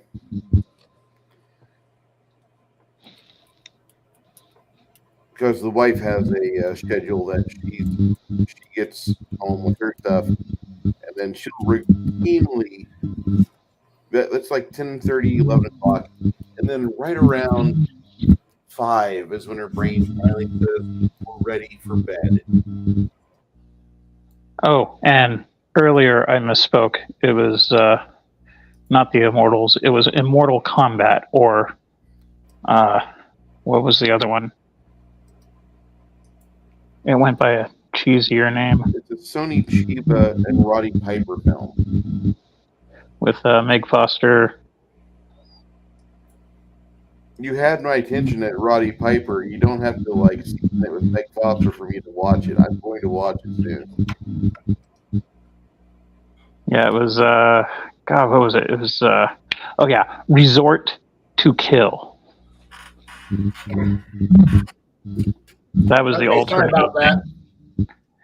And the main role of the Immortal Ninja Army was Deron McBee, who used to be an American Gladiator. Then of course you got Sonny Chiba. What was Roddy Piper. What was his gladiator name? God, what was? You're talking to somebody who grew up in the 80s and 90s, so He played Malibu Malibu. on American Gladiator. Okay, Yeah, I remember him. the blonde dude. Yep, he was super blonde. So yeah, it's a LA police officer and then a Asian officer, like exchange type thing, and they became good friends. They're also reincarnated Mayan warriors, and they're part of a undercover drug operation. And Meg Foster is making these super ninja warriors being sold to the highest bidder, and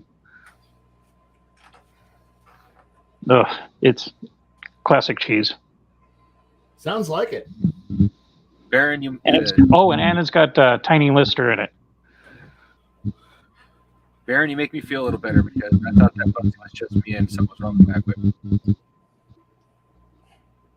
Whatever. Camera's working again. I'm happy.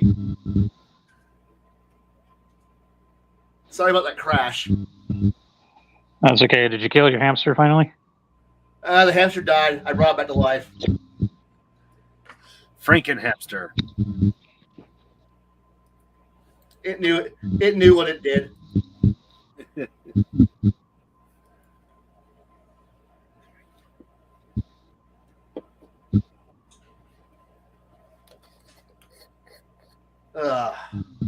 True story, Baron G. Rock.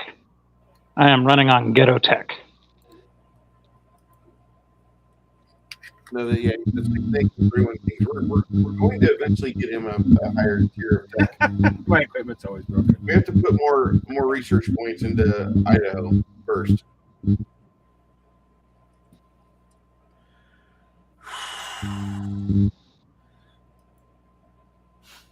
We got a pretty good deep sea program out here for being landlocked. Wait, what? Yeah. Apparently we do technology for the Navy, so I'm thinking like Lake Lowell or maybe somewhere on the Snake River. We're dumping tons of experimental technology, nuclear subs. It's probably microprocessors and whatnot.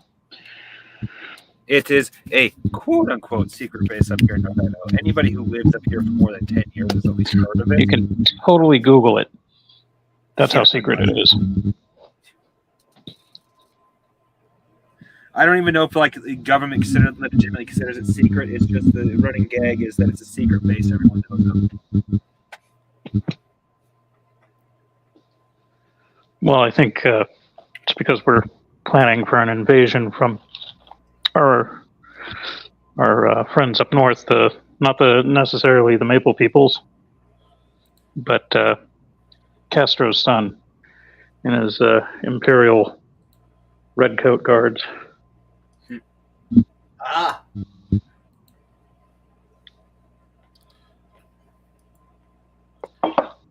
So At least. whenever it Go ahead. comes to keeping pace in the module, Khy, I'm going to ask you this question, and I'll ask the other two because I don't know how much quote unquote experience everybody's got with things. But when you're keeping pace, running a module, not running a module that you bought from a store. When I say module, I'm just saying something that you wrote up. Maybe just 3 fucking bullet points. Maybe it's 1,000 pages of fucking old ardent bull that it's a research paper turned into a super dungeon. I don't know.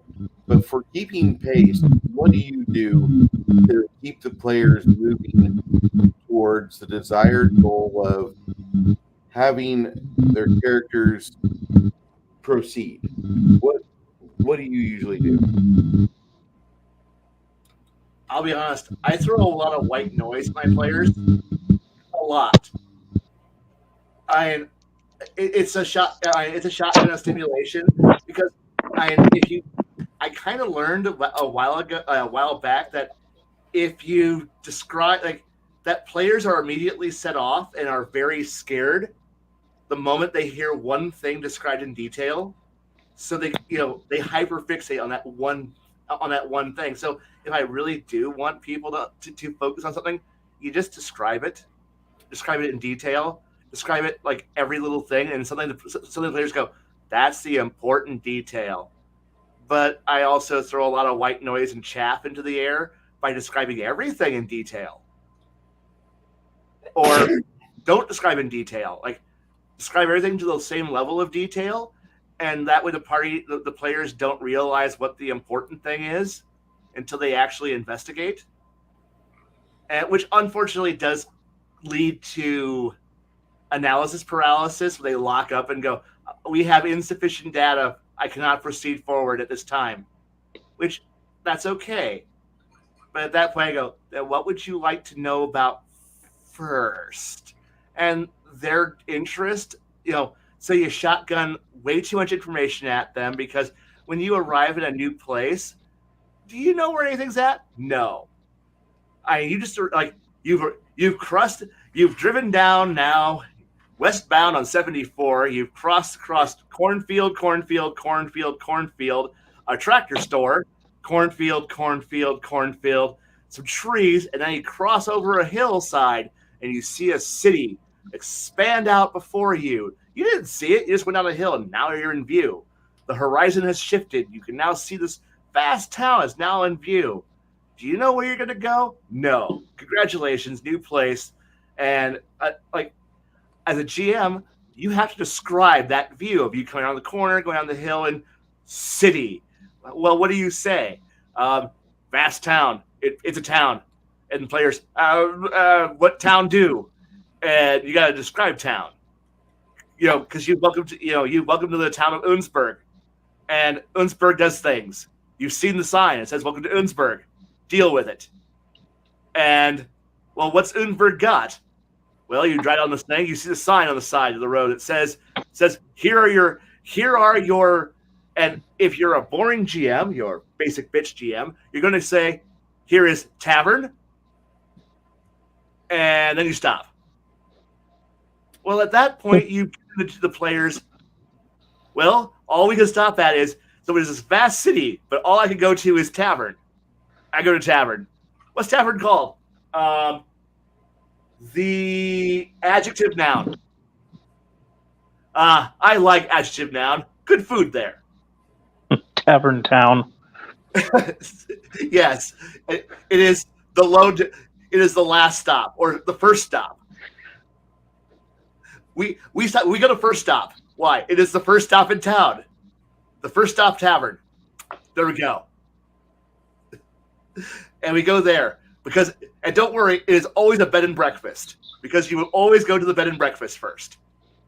Man, now I'm hungry. Well, okay. I know we're lazy GMs. We all are. And so of course we go to the tavern. We go to the first stop tavern. And of course it has, we provide you your meat and alcohol. You are now sated. Sorry, meat, alcohol, and starch product. It may also be wheat product. You are now sufficiently fed. I'm fed and drunk. Can we also sleep here? Why, yes. We have a second floor that has. We have 3 grades of rooms. It's always 3 grades of rooms. You have hay pile, where you sleep with all the other flea-bitten and mongrels, and you will be pickpocketed and or raped during the night. You can now go, or you can buy the group sex room, where the party has to sleep. Like, we understand that players have to sleep at least 2 to a room. Here is your totally not gay room with 2 beds separated across the room. So that way it's totally okay. It's safe. And then we have the posh bitch room for the player who, no, I must sleep alone. And I want to spend the whole gold piece on the good room. So I am the pigfucker barbarian is down in the hay pile because I don't got anything of value. So the monk and the barbarian are rolling around in the slop pile because I don't got anything of value. And if anyone pickpockets me, I'll throw the tavern at them. Everybody else is on the second floor room, and then the bard and or cleric has the one room to themselves because they wanted a bath that had hot water. This is every fucking town we've described. But no, I know I'm harping on this shit, but the thing is that this is what we do when if we don't give players options. Say we traveled to, once again, rewind time. You are now arriving at Unsburg. Townsburg. What do we got? Townsburg. We're now in Townsburg, and White label the RPG. Right. There is now 8 taverns. 4 taverns, 3 inns, and none of them none of the taverns have rooms. So if you want to drink and carouse and booze yourself up and fill yourself up on starches and meats and calories, you have to make the drunk stumble walk to the hotel, to the town, to the actual inn. The inn has food, but it's sorry, this isn't a full this isn't the Holiday Inn experience, guys. Sorry. Good night, Soybase. Good night. And he's like, so you give them a lot of variety and let the party choose where they want to go and have fun, and then watch the party, divide themselves up and then have the fight in the square. And then, I push them slowly, but I let them have oh God, I'm going to use another wrestling term. Like, you just push them. You lead them in the right direction, but don't let them know you're leading them. Kite them. You're kiting. You're bringing them where you want to be. And, but never make it obvious this is your one path. The amusement park ride only goes to one place. And if you only describe tavern, blacksmith shop, one alchemist shop, there's one general store, there's one guy who sells scrolls. Khy, you need to visit an Aldi's, Khy. You need to go to Aldi's because I love Aldi's. And you know what? If I did have a D&D Aldi's where you walk in, aisle 1. If you don't walk into Aldi's with your cart, you're fucked. So you got to put in your fucking copper in the cart dispenser to get your cart first. Get your cart. Your cart, you have a cart in hand. Walk into Aldi's. Aldi's dumps you into aisle 1. There is no general area in the front where the bakery and the produce and all that shit mingle. Okay. And you can zoom around and fucking figure eights around shit. No, you're dumped into aisle 1, and you're in aisle 1 of Aldi's general store. And aisle 1 curves to level 2 or aisle 2. And there is no going through the T, the aisle you want. No, you must go through every aisle of the store to get what you fucking want. At the back of the store, your flour, meat, and eggs are at the back of the store. But you've got to wade through all these priced fucking. Hey, they have peanut butter. Okay, 72 ounces for only $6. So here you are. You've walked into D&D Aldi's. Okay, since gotta think how players work. Players think in mechanical terms. Aisle 1, rations, generic. It's just a paper bag that says the word 1 day, rations, comma, 1 day. on it, and it's on a convenient shelf that is designed for your players to just stick arm in and then brush up to 7 bags in a sweep into their cart. Because after all, what is in the bag? Don't know. It is rations ready to eat, rations, ready to eat, 1. Could be anything. Could be hardtack. Could be bagel dogs. You don't know. You don't know. It's not labeled. It's just a brown bag that says the word ration on it. You just scoop it in 7-day blocks into your cart. And then you move on to the next area where there is general clothes. Are you in need of travel cloaks, boots, and or hats? We have those. You grab those. Then you move into aisle 2, weapon racks. Shit armor on one side, shit swords and gear. You just push down to the weapon you need. I need a blunt objects. Okay, I need some daggers. I need some general rope and other things. General rope is not in aisle 2. All that shit, all your miscellaneous looty gear, fun gear that fucks your GM over, that's all in aisle 3. As you loop back up. And then aisle 4 is consumables. The things that we actually care about. You know, the things that the GM's like, that's where your scrolls are at. That's where your healing potions and first aid kits and crafty supplies are in aisle 3. And then you go to 4. And then you go to the front where the GM goes, you better have fucking price all that shit out yourselves. Well, how much is it all worth? I don't give a fuck. Do your own math. Tell me how much money you spent. I spent 8 gold. It's 8 gold. Pay the fucking piper and get the fuck out. You're done. Good. I have solved all your fucking problems. There you go. Every D&D experience, right the fuck there. Sorry, there might be a guy in the parking lot who goes, hey, I'll buy your wares. I'm the GM, only paid us in goblin loot and this pile of shitty rags. I'll pay you approximately 25% their actual store value. Fuck it, I'll take it. Here's your gold. Now go into the store and spend it. Yay! Wom, wom, wom, wom, wom. Now we're back to fighting. Woo! I don't like this. I don't like D&D Aldi's. This was my role-playing experience, was talking to the cashier. How are you doing today, cashier? I don't care. Beep, beep, beep, beep, beep. Get the fuck out. Thank you. This was my role-playing experience. I'm so happy and fulfilled with my time.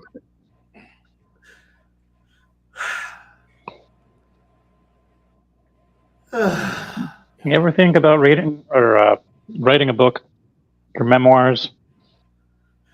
It would read like a George Carlin book.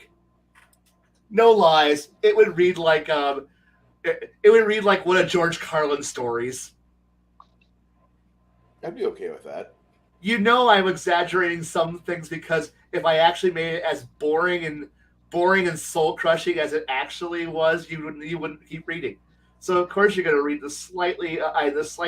I'm trying to make this enjoyable version. Self-deletion warning. Yeah. It's like, if you had actually sat through this, you probably would have, you, who's not insane like the author, would have left and or killed themselves. The author, who is a masochist at heart, and not a sadist, a masochist, who's like, I'm here for pain and suffering inflicted upon me.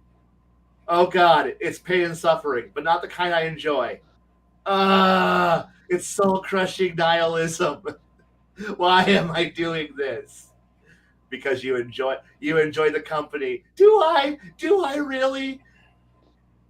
This word "friends" is a strong word. Friends is an F word. Please don't use that.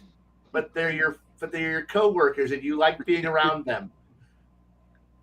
Yes, because they make good barbecue, and I like cooking for them. I make good Italian. They eat well. They make good barbecue. I eat well. We are good associates. Are we going to play together? No. Why are we playing together? Because I've got no one else to play with, for I am a third shifter and have no life outside other third shifters. Greetings, fellow third shifters. We do not belong to the human world. We must game with each other because we have no other choice. For we sleep while others game. We work while others sleep. We play when others work. Do we have lives? No. None of us have lives, for we are all third shifters.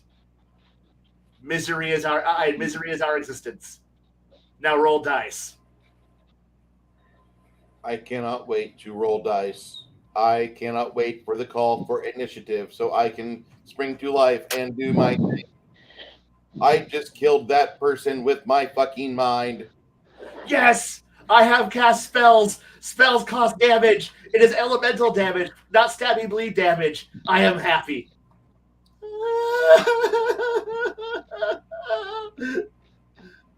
I'm going to go in a torpor now.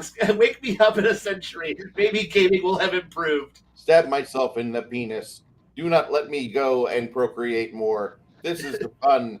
I don't want anything but this. This is the type of game I felt like I've always needed. Ah! And I need you to go to the game store. Like, I know you only have 2 days, 1 day off playing. Would you like to go to the game store and actually go role play with human beings on your 1 day off? I would like to. Hi there, fellow human beings. Would you like to? Can I play your game? Sure, we have a place at your table. Oh God, I might as well be playing the third shift with the third shifters. I'm leaving. Why? I only have 1 day off. I'm going to go do something else with my life. Like what? Drink. Why? It's more rewarding. Being in a drunken stupor is more rewarding than this. Excuse me. Why? I'm only allowed to have 6 whole actions in this last 4 hours. Excuse me. I'm going to go put a bullet in my brain. This is effectively what I'm doing. That's one thing I want to make sure as a DM I never fucking do, man. I'm going to rip on Connell a minute. Connell, love you, bud, but like that last session you ran just smoked some serious fucking copper out of my fucking meth brain. I have no more copper left for them to steal. I'm serious, man. That was a terrible fucking game. I had forgotten about that until you mentioned it, and now it's all coming back, and all I did was listen to it. It has joined the ranks of many another bad game sessions that are just going to sit there forever I'm going to recall this for the rest of my life. When I'm in my 70s, I'm going to recall that session. Your purgatory. It is. It is. This is the pain I'm going to. I don't know what I did wrong, but I've done a lot of things wrong. So this is my penance, I guess. Okay. My inner Katharine Hepburn's going to go, ow, ow, ow, ow, whenever I think about that session, because that is like the worst session of the game I've played in probably 20 years. And I've ran some shitty game sessions. I will say that. Like, I have too. I've like, there are times when like you just you're tired, and you're not tired of the game, but like the table has pissed you off, and like you've got a couple more things. Like, you think it'd be pretty simple if you players would just have this character go do these 2 things, and these 2 characters endeavor on maintaining this action. Today's adventure will close, and you guys will be ready for a penultimate encounter, and then after that, the last encounter of the campaign. We're done. We're good. No more campaign. You guys win. But the players are not certain of their abilities, and so like, hey, we're going to go power level. Do you have like the avatar miniatures where like their maximum level is 13? Because we just want to go like kill some kittens for a few extra XP.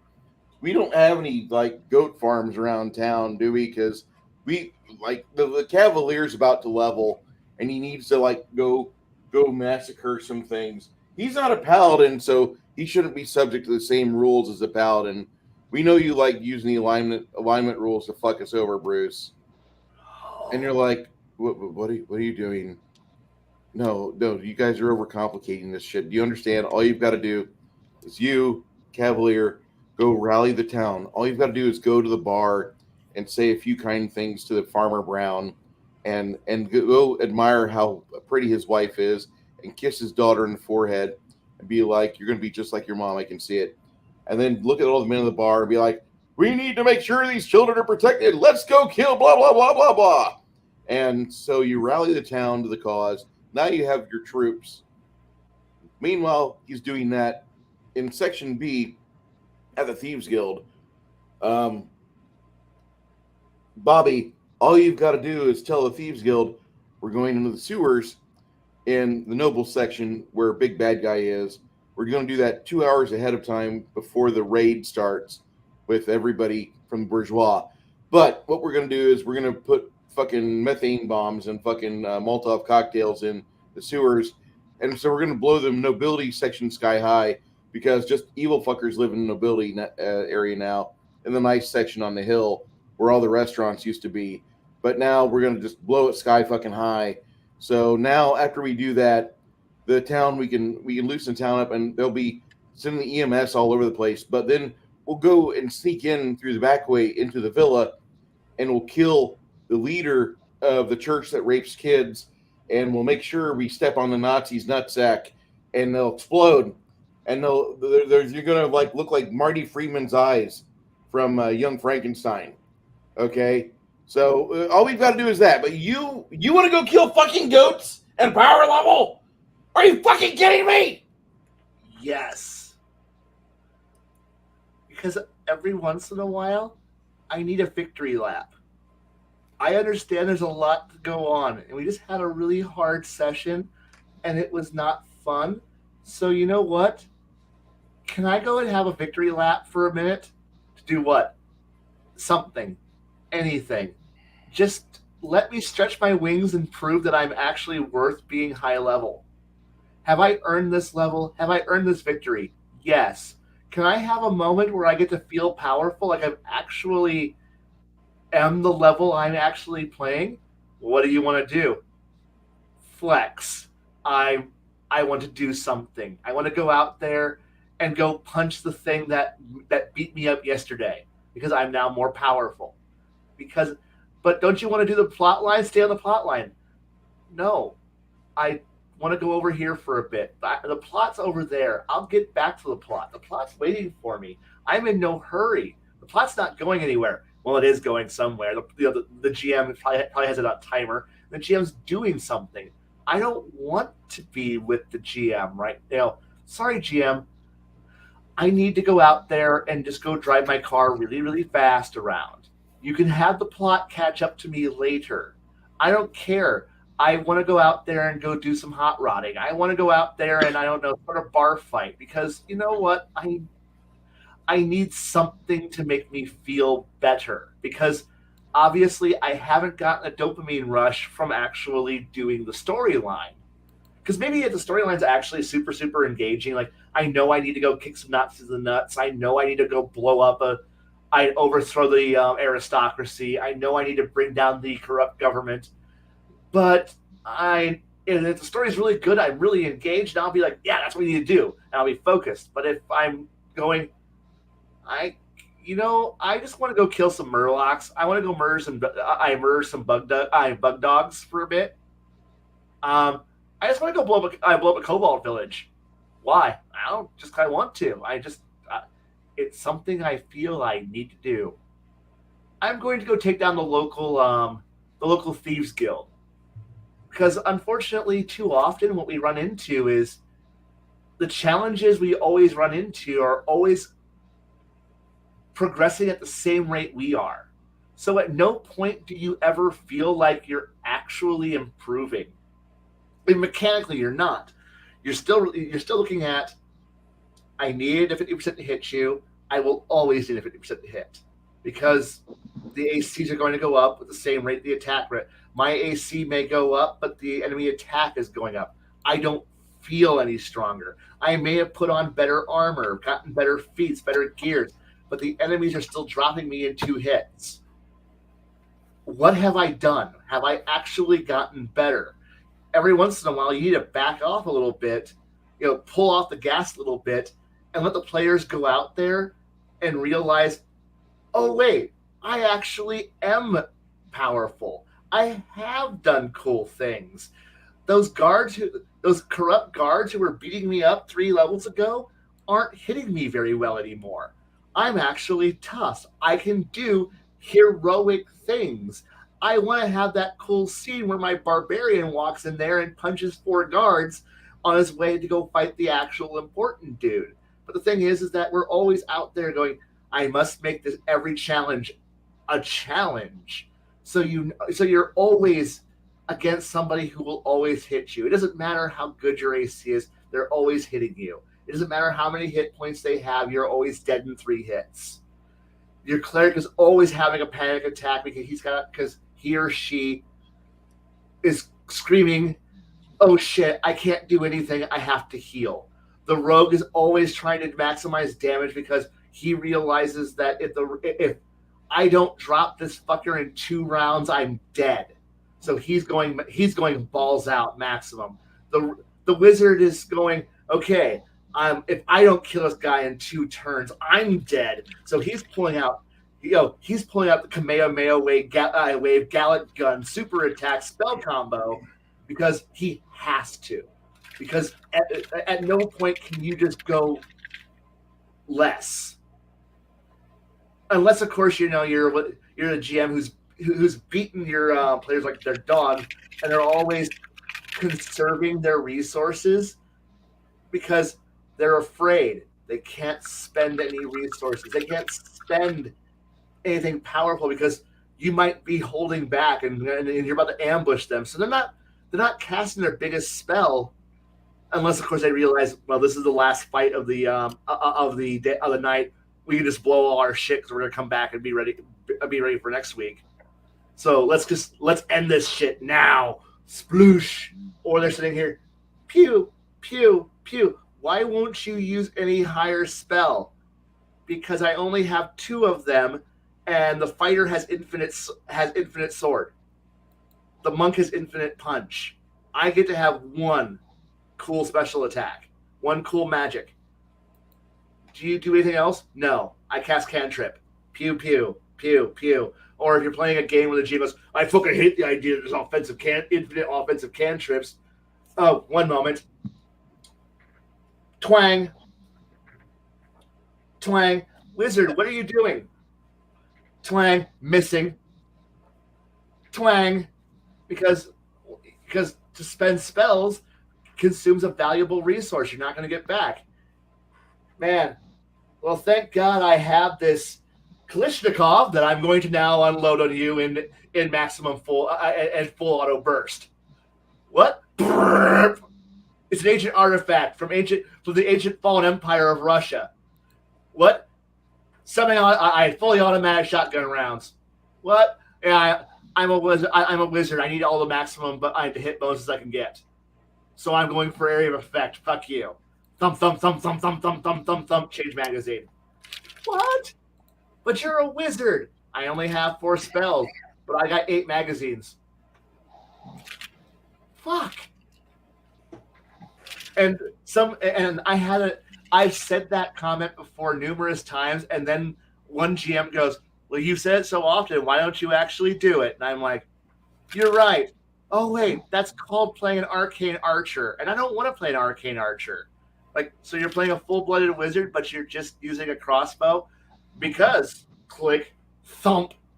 Because I'm not allowed to have fun. Thump. Thump. And because I'm a wizard, I don't have a good attack line, so therefore I'm going to miss all day. I was going to stand in the back and do absolutely fucking nothing. Do you actually want to have fun? No. Correction, I do, but we're playing this game, so I'm not having fun. Thump. Favorite character? No. We need a wizard. Thump. Therefore, I'm playing a wizard. Thump. You suck. You suck. Why are you even here? Because you're my friend and you're running, and I'm supporting you by being at your table. God, you're miserable. I am. I live in complete and total misery. Thank you. Excuse me. Do something fun. No, because if I do, you're going to yell at me for having fun. Therefore, I'm going to choose no fun because You're gonna yell at me for not having fun, you're gonna yell at me for having fun. Thump. Anyway, this is my every action. I'm just standing here. Move 5 feet. Load crossbow. Fire crossbow. Move 5 feet. Load crossbow. Fire crossbow. God, you suck. No, your game sucks. This whole game sucks. Thump.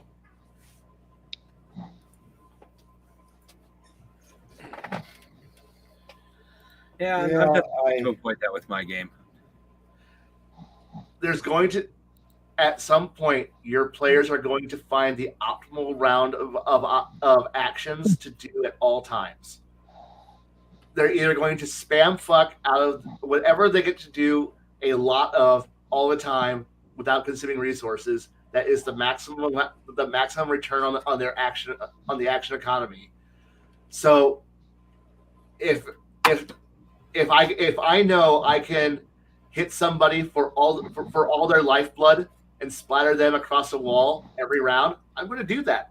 That's going to be my option, because if combat happens, and if I know that somebody else can also do that to me in a heartbeat, it will come down to who acts first.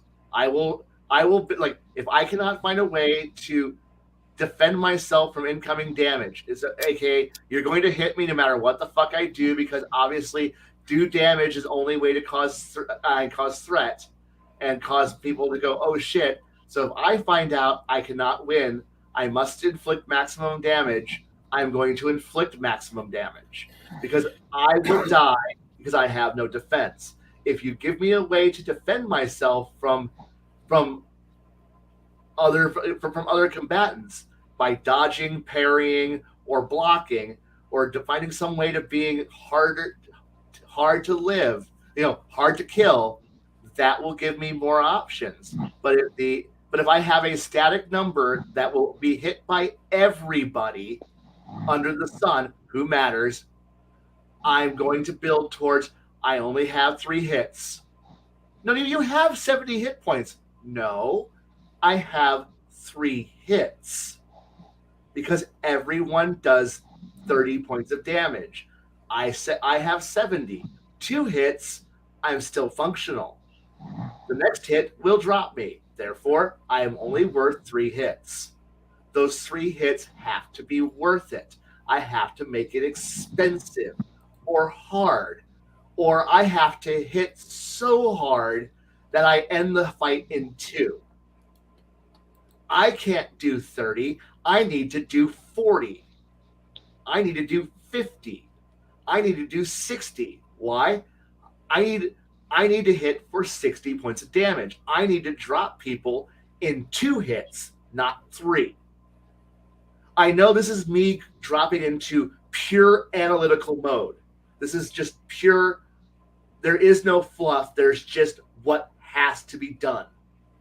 And if I can't mitigate damage, if it's a pure, you're going to only, it's a pass fail, no way of lowering damages, nothing. It's just simply you're hit, you take damage, and you have nothing to mitigate. No DR, no deflection, nothing. It's just soak it with your hit points. You're just going to die. You have to hit like a freight train, because you got to kill them faster than they kill you. And that means, and that brings us to the first rule of warfare. If sorry, I'm hearing one of my favorite channels here, where the rule changes all the time. Where if force isn't working, you're not using enough. Or the other first rule, which is there's no such thing as overkill, just simply full auto and reload. You just go at it. You just kill. Maximum kill. Yes, there's cool flashy shit, but cool flashy shit gets you killed. I don't want to die. I'm going to kill them. I'm going to kill them with machine efficiency. Just brutal, maximum firepower. Why? Because I want combat over. If combat is over, I am safe. I am not going to die because the other person's now red spaghetti all over the floor. I've turned them into pulp. They are an oozing corpse. I get to go on with my life. Theirs ended. I get to go home. I don't want to be the corpse. I'm going to kill whatever you throw at me because there's no other option unless you give another option. If there's a way to talk them out of it, give that option. Because otherwise, if our only option is to murder, we're going to murder hard. And that is like, and that might be calling in fire support from other players to bring in more shit. Because obviously, we gotta kill it before the fighter drops. Because there's always only one tank. There's only one martial character who's going to take all the hits. There's only one meat bag. You need to win before the meat bag drops because obviously the meat bag is your hardest target. If the meat bag drops, everyone else dies next. Because if the meat bag took 3 hits, the mage is dying in 1. The rogue is dying in 1. The cleric's dying in 2. But the thing is, as players die, damage output drops. And after the fighter dies, you're hoping that everybody else has enough damage output to drop him as players start to die. As players start dropping, you're hoping that the GM doesn't target your highest damage outputting characters. Which at that point, once the fighter dies, you just grab the bard and throw the bard at them as like, soak a hit. What? You have no value now. Soak a hit. And you throw the bard at the bad guy. And the bad guy goes, what the fuck just hit me? And then murders the bard. You fought around. Everybody maximize damage. Pull all your shit out. Murder it. Murder it hard. And you kill it. And you kill. And you keep killing. And then it's over. I'm taking away all the flavor, all the rules, all the cool things that make you think you're having fun.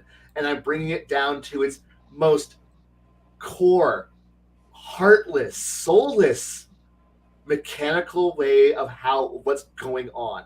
And if your players aren't, I know I'm not a normal player, but I know there are other people who think like I do. I know I've played with several of them where we're all having fun, but in the back of our minds, we're all doing at least me and 2 other people I know are doing the same calculations in our head. We're always doing those calculations in our head. Every encounter we run into is running those calculations in our head. Are we in a situation? How do we handle it? How can we kill this? Do I need to run? How fast do I need to run? Can I escape? If I can't escape, is it worth standing and dying? Do I surrender? What do I do? You're doing a cost, but you're just analyzing the situation and going, and you're watching how the fight is happening. And you're sitting here going, what can I do that maximizes what I can actually accomplish? The problem here is you get what happened in fucking the game that we all got wiped in, which was I came with a social character, and I had to go into a mass combat character situation. I was told, make a character, have fun. I shared my character, and it was told, this is a good character. We like this character. That's a good thing. And then the event happened, and we found out that I made the wrong character, and I was punished for it, despite having shared it a week and a half in advance. There should have been planning of, well, I thought you were more powerful. You could see the character. You saw my combat loadout. My spell loadout was how to be a social character. I had no offensive spells. Well, you should have taken some. This is D&D. You should have.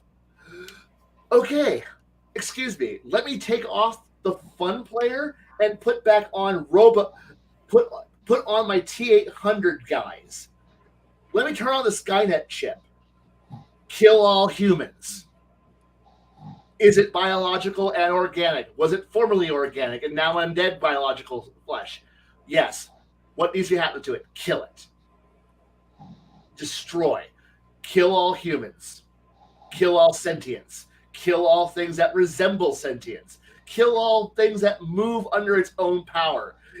It's no longer if it moves, salute it. If it doesn't move, salute it anyway. If it doesn't salute back, paint it. No, it's simply draw a weapon. Does it draw a weapon back? You kill it. Does it growl at you? You kill it. Does it not move when you draw weapons? Okay.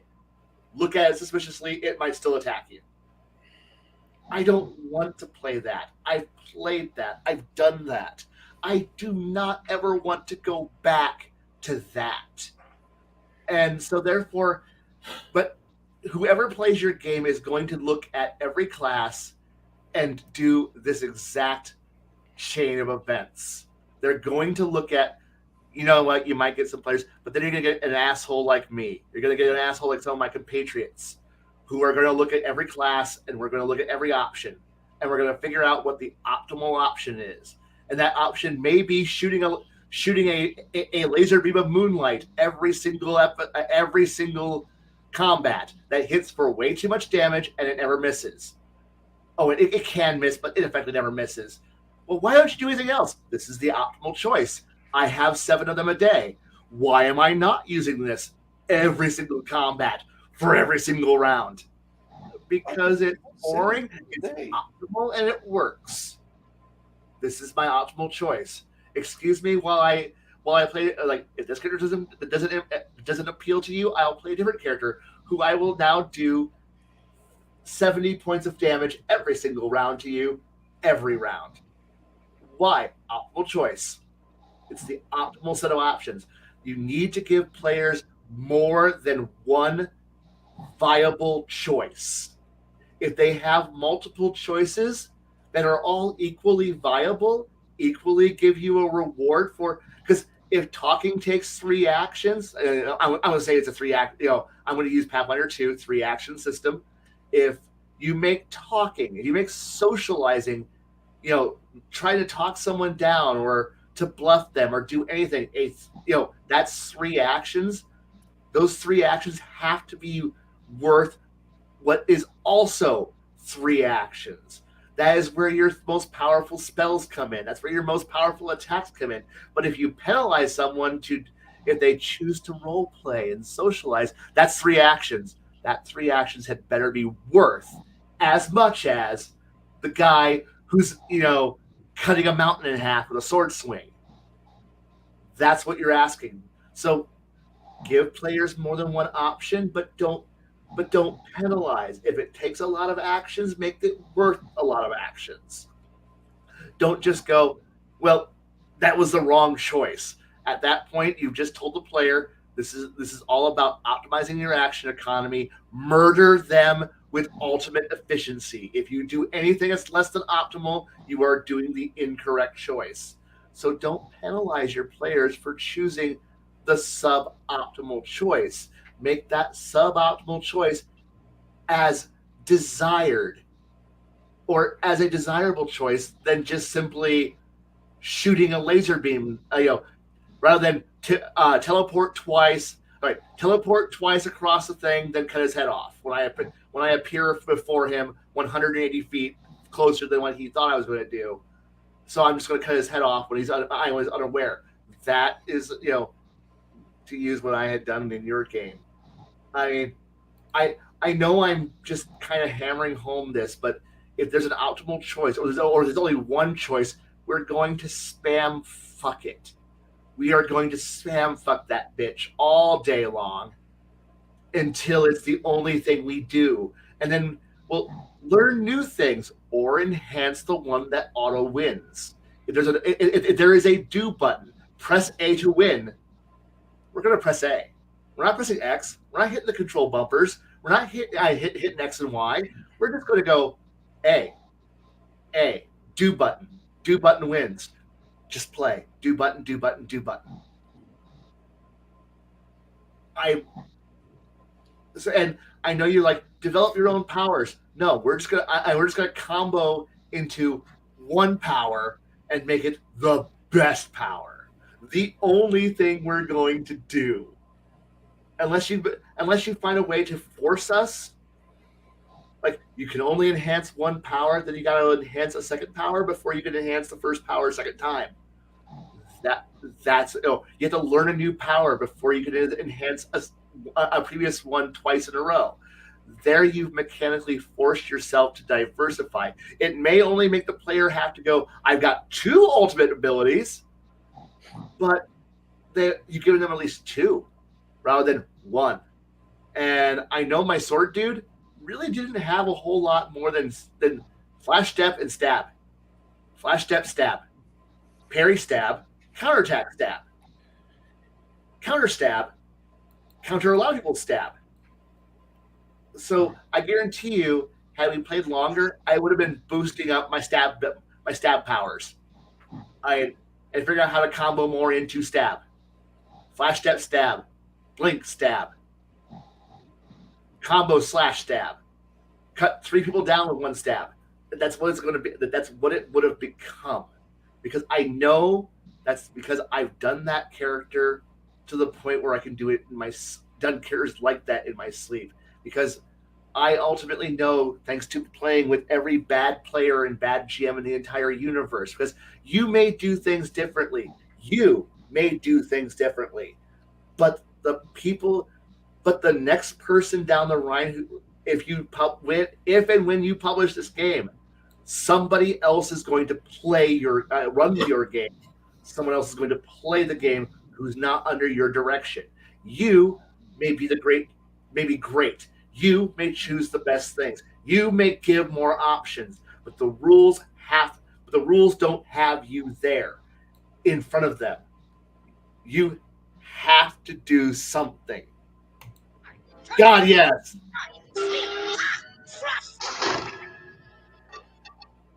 Yep. Yeah. It's every game. It's every game.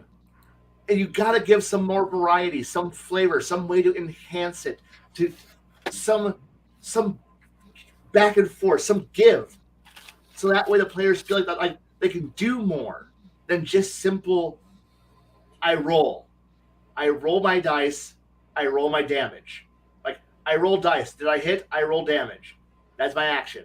Roll hit, damage, move around board sufficiently to allow me to attack. Do I need to spend 2 actions to get too close? I spend 2 actions, I close, I swing. And since I know I'm only going to get 1 attack, I'm going to maximize that 1 attack. Because I know this is going to go into Pathfinder 3.0 land, but I had a lot of GMs who did a lot of mobility bullshit, where everybody was around, everybody was like constantly doing, fucking, I appreciated this, because the thing was I realized that your second, third, and fourth attacks are worthless because the GM always threw heavily armored bad guys who have high ACs and you can't hit them except for your first attack. So I just built a character who maximized that 1 attack. I didn't do 3 attacks. I did 1. 1 really, really powerful attack. Well, they got a DR of 30. I can punch that. Don't worry about that. I'm going to kill your character. What? Sploosh. Pin them to a wall. They're dead. And like, what? I only get 1 attack. I'm maximizing that 1 attack. I'm going to be a corpse. Like, your players are going to look at the rules you're going to write without you there, because once it's published, you technically are dead. As far as once the game is done, once the game is polished, once it's published, you are no longer a functional part of the game. Whatever you put out in the wild is now the entirety of your work. It has to stand on its own, because you're not there to answer questions. I know we're in the modern day, you can ask questions and get feedback, and I guarantee you not everybody's on the forums, not everyone's on Discord, not everyone's in chat, not everyone's in the fan groups. Somebody's going to buy your book without you there, and will have to read the book and understand what you wrote clearly, and they're going to run the game as you wrote it, not as you intended it, as you wrote. And they're going to take whatever assumptions they can derive from it. You're not there to tell them how it felt, how it's supposed to feel. All they're going to get is what you write. And the players who will play your game are going to look at it not with your guidance, but with the words you wrote. They're going to interpret it and ask their GM what the interpretation is.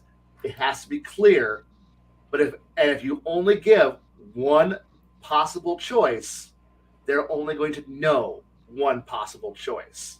This is the problem that WotC runs into. They only give you one fucking choice. I played a lot of Palladium in the past. You only really have one choice: attack. How do you want to attack? You have punching, you have shooting. Do you shoot direct fire or do you shoot missiles?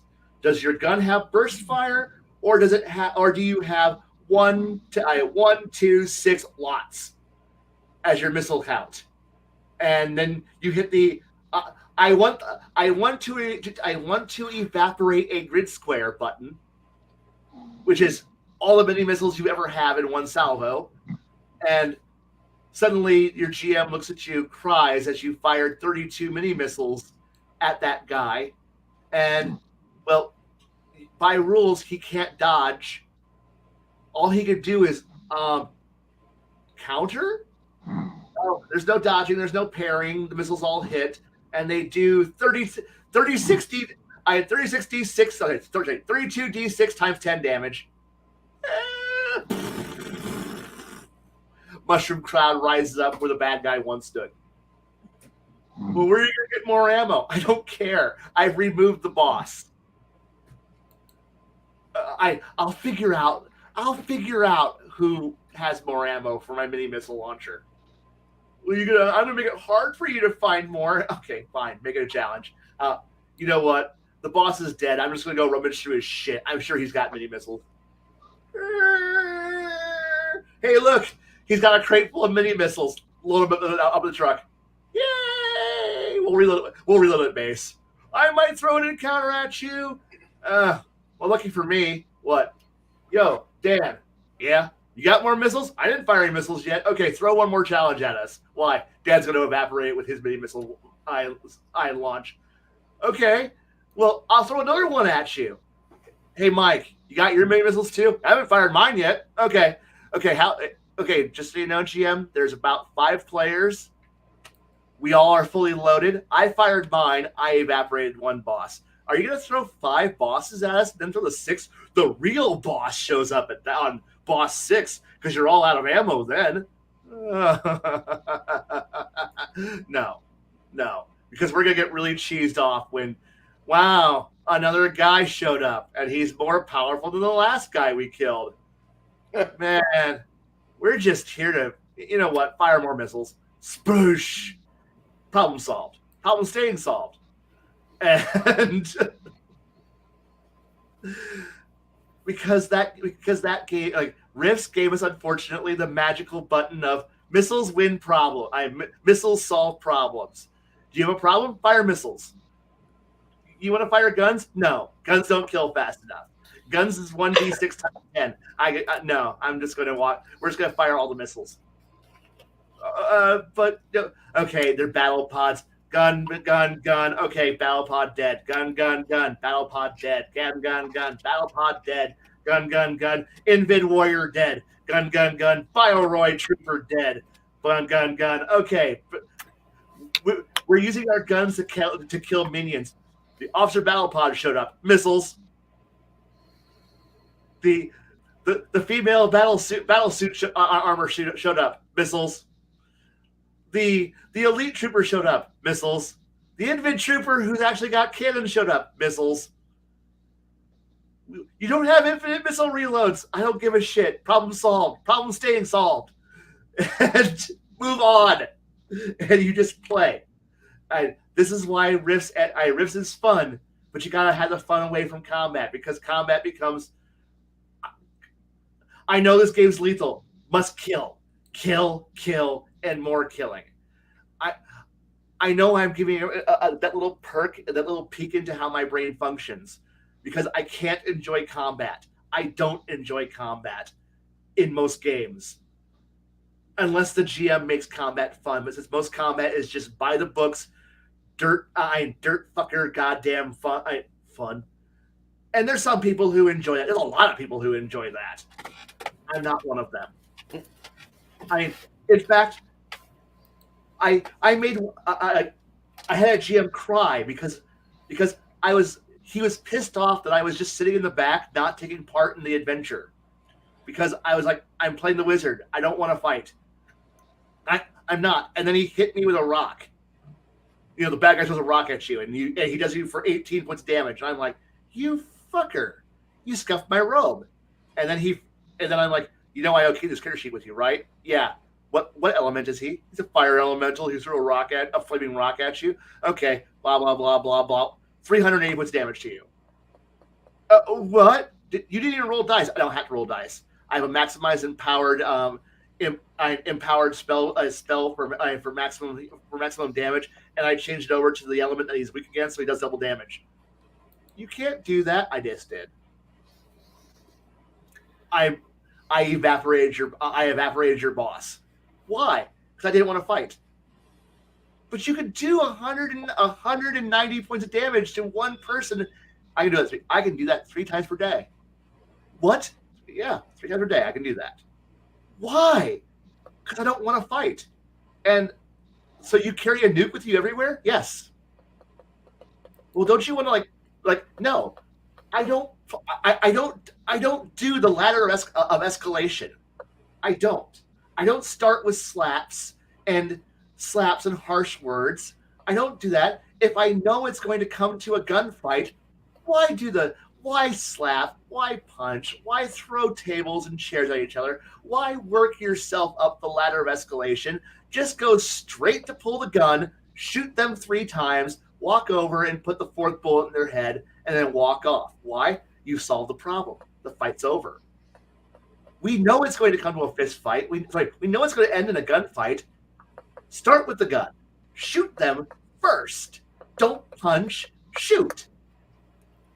Pull your most powerful thing out first, kill them, and then move on with your life. That's it. But no, we want to play with. No, you gotta wear them down first. You gotta make this dramatic thing. No, I want L5R combat. Where is it combat? Fine, I roll. Your head came off. What? That fight's over. Do I get a roll? No, I did more damage than you. My one swing did more damage.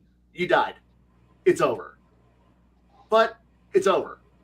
Make a new character. I'm done. Excuse me, I have a tea ceremony to get back to.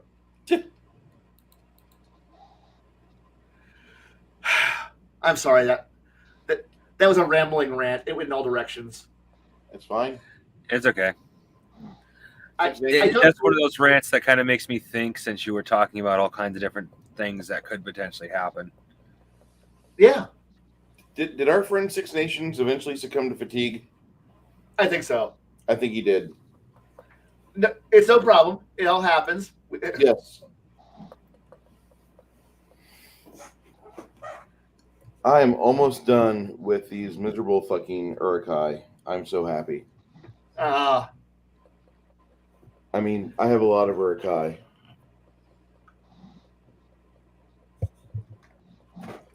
That's a lot of Urukai. Yeah, it's another 30 or so in there. Maybe 40. I don't know. I haven't counted them. And they're all going to get eaten by a false Hydra. I could do that. I don't want to do that. a false Would be a Hydra. nice twist that no one would see coming. Yeah. That would be the definite, like, false campaign end. It's time for the ultimate fight, and wrong answer.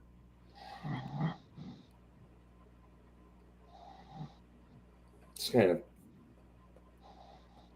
of like the way that you don't want to end the movie, but you just end the movie with it because it's like, well, we could do the thing, or we could like try to actually have an original thought and just do the thing. Fuck it. Oh, come now. You could always have the moment of everybody's lined up ready for the fight, and then just have a pair of police officers and a cop car show up and tell everybody to go home. The movie's over. Cosplay's over. What? No, sorry, the budget ran out.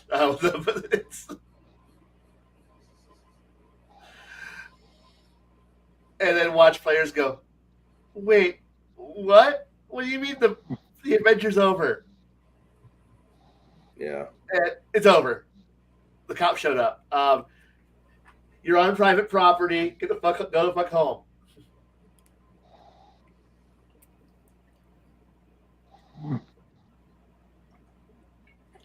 I'm kind of exhausted.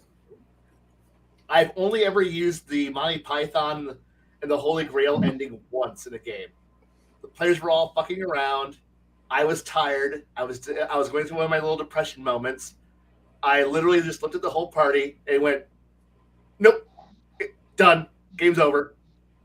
And they were like, "Wait, what? Where are you going?" I'm going out to drink. Excuse me. And I literally just left. The whole party just sat there going, "What just happened?" And I'm like, "Yeah, I'm done. I'm going somewhere else." And I had one player who caught me who chased it. Everybody else was dumbfounded. I made it to my car, and then he's like, "What are you doing?" And he's like, "I'm leaving." "Wait, you're actually leaving?" "Yeah, I'm just going." But we're in your apartment." "Yeah, you can stay there all you want. I got the keys. Just lock up behind you." My roommate's still there. He's fine. He'll watch over the place without me. I'm out. And he's like, "You got room in your car?" I'm like, you plan on drinking with me?" He goes, "Yeah." "Well, fuck it. We're driving." He goes, "No, we're taking my car." And we ended up just driving around and getting drunk. I got shit-faced drunk. He was the actual designated driver for once. I was so happy. Somebody else was my designated driver for a change. I was allowed to drink. And it was beautiful. God, it was glorious. I felt so much better. I drank for 2 solid straight hours, then came home because he drove me home, and my players were still there. My players were still in my apartment when I got back, and they were talking. Was that? And I came in fucking drunk because I wasn't going light. I was hammering that shit back. Like, there was no savoring the taste of the booze. It was just simply, I want hard alcohol. Start lining it up. And then I got back. The players apologized. I was drunk, and I'm like, "Fuck it, fine. Apology accepted. Where were we? Aren't you gonna wait till you're sober to?" "No, fuck it. We're done as drunk." And I don't remember at all what the rest of that session was like, because I was boozed. It was beautiful. They all seemed to like it, but they were all sitting here realizing that they spent 2 hours, mulling over themselves, going, "Did we fuck up? I think we fucked up. Our GM quit and left. We should make it up to him somehow." I don't know what they were saying. I was too busy drinking. I didn't give a fuck what they were thinking. I just came back to apologies and then sat down in my chair and went, "Fuck it, where were we?" And the rest is a haze. Oh yeah, I bought a rule book. That's what I did while I was out drunk. I stopped at a game store and bought a rule book, and then came back and went, "I got a book. Y'all fucked." God. Was this in Peoria? Yeah. Okay. For some odd reason, it sounds so weird and whacked out that I thought like this was the pre-Khy. Nobody knew Khy. No. This was land of the third shifters era, Khy. On a Sunday, we ended up going to the Red Barn on Glen because it was close to the house. And I just started drinking scotch. Just fucking I don't give a shit. I was finishing off my shots, putting the glass down and wanting more. And then talking to my buddy, I was trying to be quiet, as quiet as me drunk can be. And then realized that walking is good, and then went home, which was a whole 5 blocks away. I ended up back at my house, and fuck it, gaming, because it's Sunday. It's my day off. Fuck you. Fuck every last one of you. I'm having fun.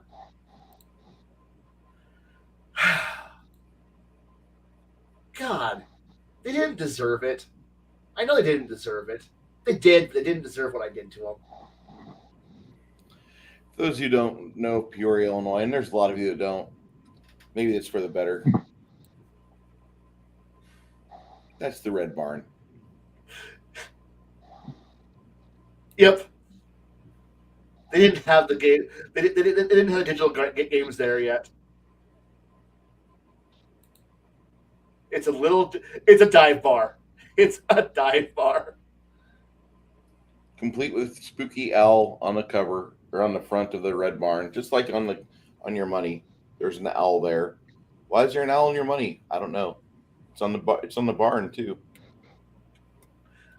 I just went to the back. I went to the back of the bar, just sat down. Bartender was nice. Wait, what are they drinking? Oh God. Somebody doesn't love their liver. No.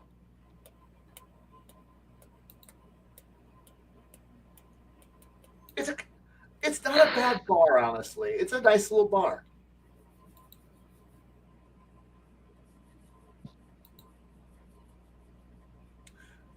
But you don't go there for the company.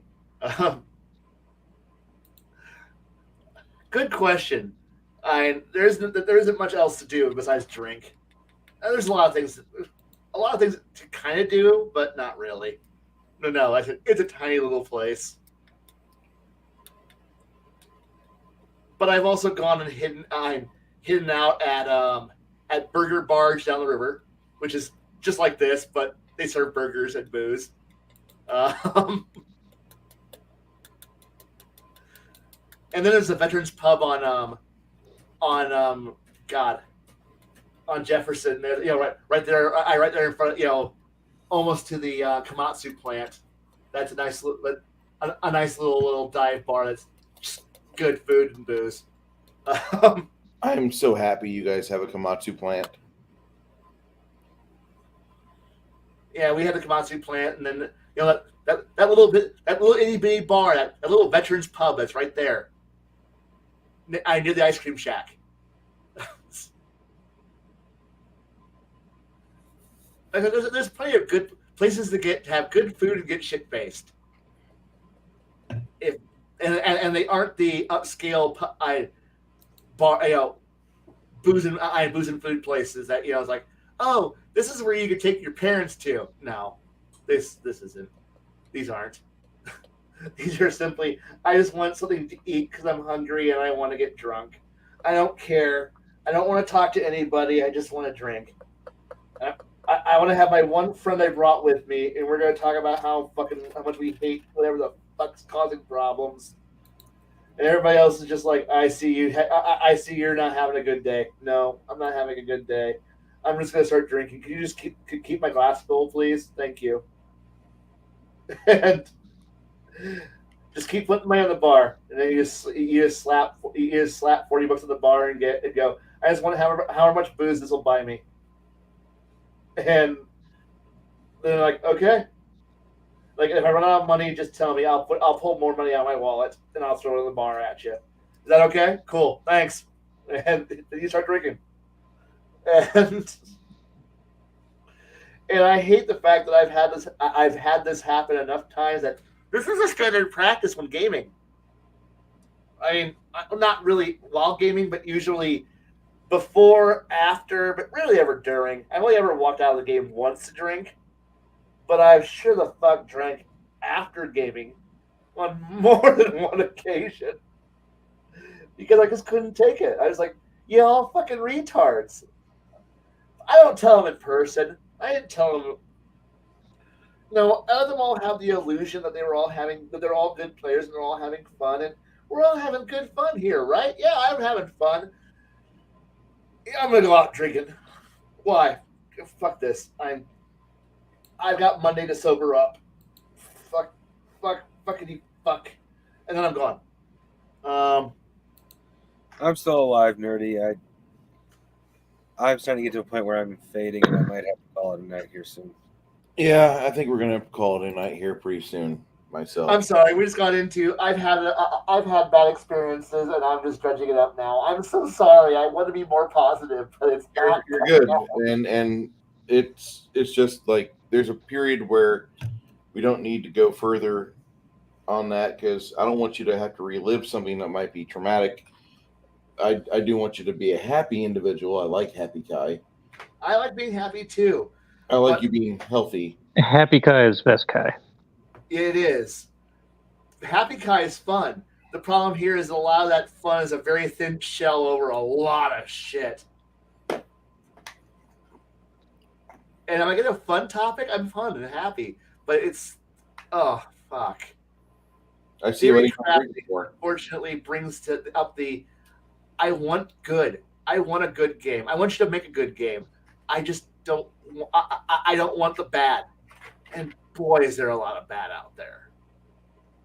And I don't want the trap of being bad. I don't want the entire effort for the game to be fun to be on the GM having to conjure up stuff off the top of their head to make up for the gaping chasms of flaws that are in whatever rule system that's being made. The GM should not have to make shit up to make the game fun. The rules should be able to be enough to facilitate fun. The GM should not be forced to work around the potholes and defects. The rules set shouldn't come off the forge warped and malformed and needs to be machined to be a useful shape, to be fucking worked. I shouldn't have to sit there with a hammer and beat it to death to make it fun. It doesn't sound like fun at all. No, but I want you guys to make fun games. I want to play a fun game. I want other people to have fun games. I don't want another me. I don't want to see another me. If I encounter another me out there, I'd be depressed, more depressed, because now I know that two people have done what I've done, and that's one too many. With all honesty, it's one too many people who have done this. I don't want others to have this problem. I want others to have positive experiences, and most people, I think, do have positive experiences. But everyone has their nightmare stories. Everyone's got their shit bad. I mean, maybe it's just simply we have the benefit now of being able to look back on almost 50 years of every bad rule, every bad choice, every bad decision, every bad story. And now we're getting to make something new. Please don't make the mistake of the past. Look at 50 years of problems and complaints and figure out how to go, I don't want those complaints. How can I do this better? And don't be fucking Ford and make it goddamn harder and harder to work on it. Fuck it. The one. That's what just popped into my head. Yeah. The one. Yeah. Jet Li going through infinite universes trying to correct the mistakes. Yes. Yes. That was a good movie. Oh my god. But yeah, I want a good fun game that everyone will like. That's what I want. I want to sit down and go, I can make a fun character. Yay, fun character. I want to just sit down. I want a turnkey fun. I want turnkey fun. Then again, I'm also to the point now where I'm like, I want to make whatever character I want, but I want one fact, that one choice, one detail I don't get to pick. Give me one truth that has to be for my character that's not my own choice. That's like my background, some personality point. That this is the one thing that you don't. I will write everything else, but throw one detail that's not my choice in. Don't make it so fucking pathetic that I'm like, really? Is that what you're doing to me? No. it's like if I make a noble character, you're from a noble family, sure, but your family lost the war. You're a subservient family to a greater power that won. Oh, I now have motivation. I want to have someone give me the motivation for, give me one detail I can wrap everything around. Don't tell me what I have to play, but let me make what I want and then give me one detail. That's immutable. That where I can twist it, but I can't get rid of. And I like that because that gives me the chance to do something fun. Because God help me if you will say, do whatever you want, make whatever you want, play whatever you want. You're not going to like whatever I make, and I'm not going to make a character that's going to fit any group that I'm without some one anchor point that pulls me into the group. This. At least the good ones for me have done this, where I have to put some work to fit, and I'm okay with this. But then again, I'm crazy. So, yeah. I think on that, I would like to wrap things up because I think everyone's tired. Mm-hmm. And before we all leave, kids, remember fun? Remember fun? Well, here's Fun fun. happens. We all like fun. Yeah, here's fun in my hand. You remember her? Aw. And shadow cross you and you die. That sounds like fucking fun. That sounds like fun. Yeah. No, it doesn't. I don't want any part of that fun. Keep that fun away from me. My name is Bruce. My friend Khy is here with me. I appreciate him going over the various trials and tribulations of a gamer. Person wanting to just be able to have recreational time with their friends. Our two good friends, the Crafting Gamer and Six Nation 31 Kings, came in as well. For those 4 or 5 that are here in the chat, appreciate you guys being here tonight. You didn't have to be. Damn it, you stuck it out like amazing, just troopers. And I don't want to have a bad finish. Okay, I mean, there's so many bad finishes out there, but this episode, there was a whole build up, and we've just had so many times where we've had games go wrong, and maybe it was just like people didn't get along right, or maybe it's just like I think maybe we're trying too hard to get XP, and it shouldn't be a struggle. A good game comes organically, first off. So you don't have to worry about like things like, hey, we got to get back to the game. No, if your group is having fun together, bitching about like Sally Jesse Raphael because she was against fucking D&D, then let them bitch. This might be the last time you ever hear this rant, but let them bitch. Yeah. Oh, we only have 4 hours to play. Shh. Listen. Let them do this. It's a social game. This is one of the few times where people are expected to be able to cut loose. Fuck you if you think that we need to adhere to our strict measure of time and timekeeping, and we have to have Roger's rules for meetings going down all that. No. Let your players cut loose. It shouldn't be hard. It shouldn't be hard to have fun. Mm-mm. If it's hard to have fun, you're not doing it right. More importantly, if your players are having fun with each other, that means they're probably going to be able to get along well at the table, or at least the games are going to be interesting. At least it would be a terrible thing if your table spilled over into people's personal lives and they became friends, right? If you DM'd for a guy for 20 years and you saw his kid have a fucking kid, and you're there with him holding his grandson, and you're like, holy fuck, we've been doing this a while. You know, you've had a pretty good friendship there. You don't got to worry about like, well, we got to get back to the game. No. The game will be there. But really, this stupid little hobby is about fostering friendships. And through that, you'll find the table that you're going to have fun with.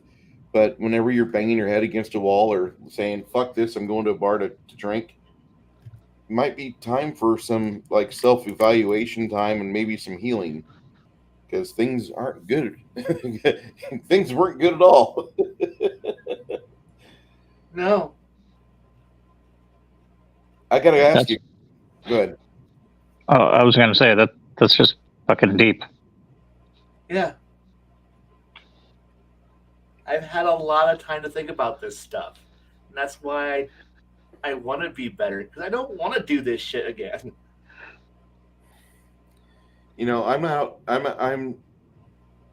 I'm doing this hobby because I enjoy the shit out of it, and I like all the stupid little intricacy stuff, like the miniatures or the rule keeping or the adherence to certain physics. Even though we play with this thing called magic in the game rules, I do want consistency from table to table, and I'd like to see that. But what really just matters at the end of the day is, like, you know, if your players had a entertaining time, even if it was a TPK, you know, you don't let like people, you know, stew and like plot your demise or like flatten your tires when they leave your apartment or your house. You know, don't you're not trying to like piss them off. You're trying to have fun. And I fail to see that all the time as well. You can see that in a lot of my games where I just need to take a step back and be like, wait, remember why you're doing this. And it's because you're having fun with the people at the table. So, I mean, if you're not having fun with those people, you know, maybe it's just a bad mix. It's nothing against you or them. You know, there are plenty of times where I've gamed with like 3 out of 5 people at the table love me. The other two, well, they won't be coming back. It's fine. You'll fill the seats, and things will happen. You'll have a job that gets in the way of it occasionally, or you'll have like family be like, hey, we need you for this funeral. You need to be down here for the rest of the family. Okay, fine, whatever. But this is one of the few things in life that you can retreat to and try to foster a good sense of community and a friendship out of it. So if you're not getting that, at the very least, like there have been more game nights I've had where we didn't achieve a single fucking thing on the table. Our characters did nothing that night, but they sat in an inn, and then the rest of the night was the players bitching about something, or somebody like fucking explaining like my wife and I are getting divorced, and I don't know what I'm going to do now. You know, and they say you'll have things like that, and it's actually the fact that you've got a really strong group of friends there. Maybe you don't acknowledge each other as that, but that's what you are. But you're looking for those type of healthy bonds, and maybe if you're able to foster that and do that, then I guess there you won the D&D. And how often do you say Nobody that? wins at D&D. Isn't that the... Shut up. Shut up. Good. I like this thought. I want more of this. Be the Ebenezer Scrooge than the Jacob Marley of D&D. Yes.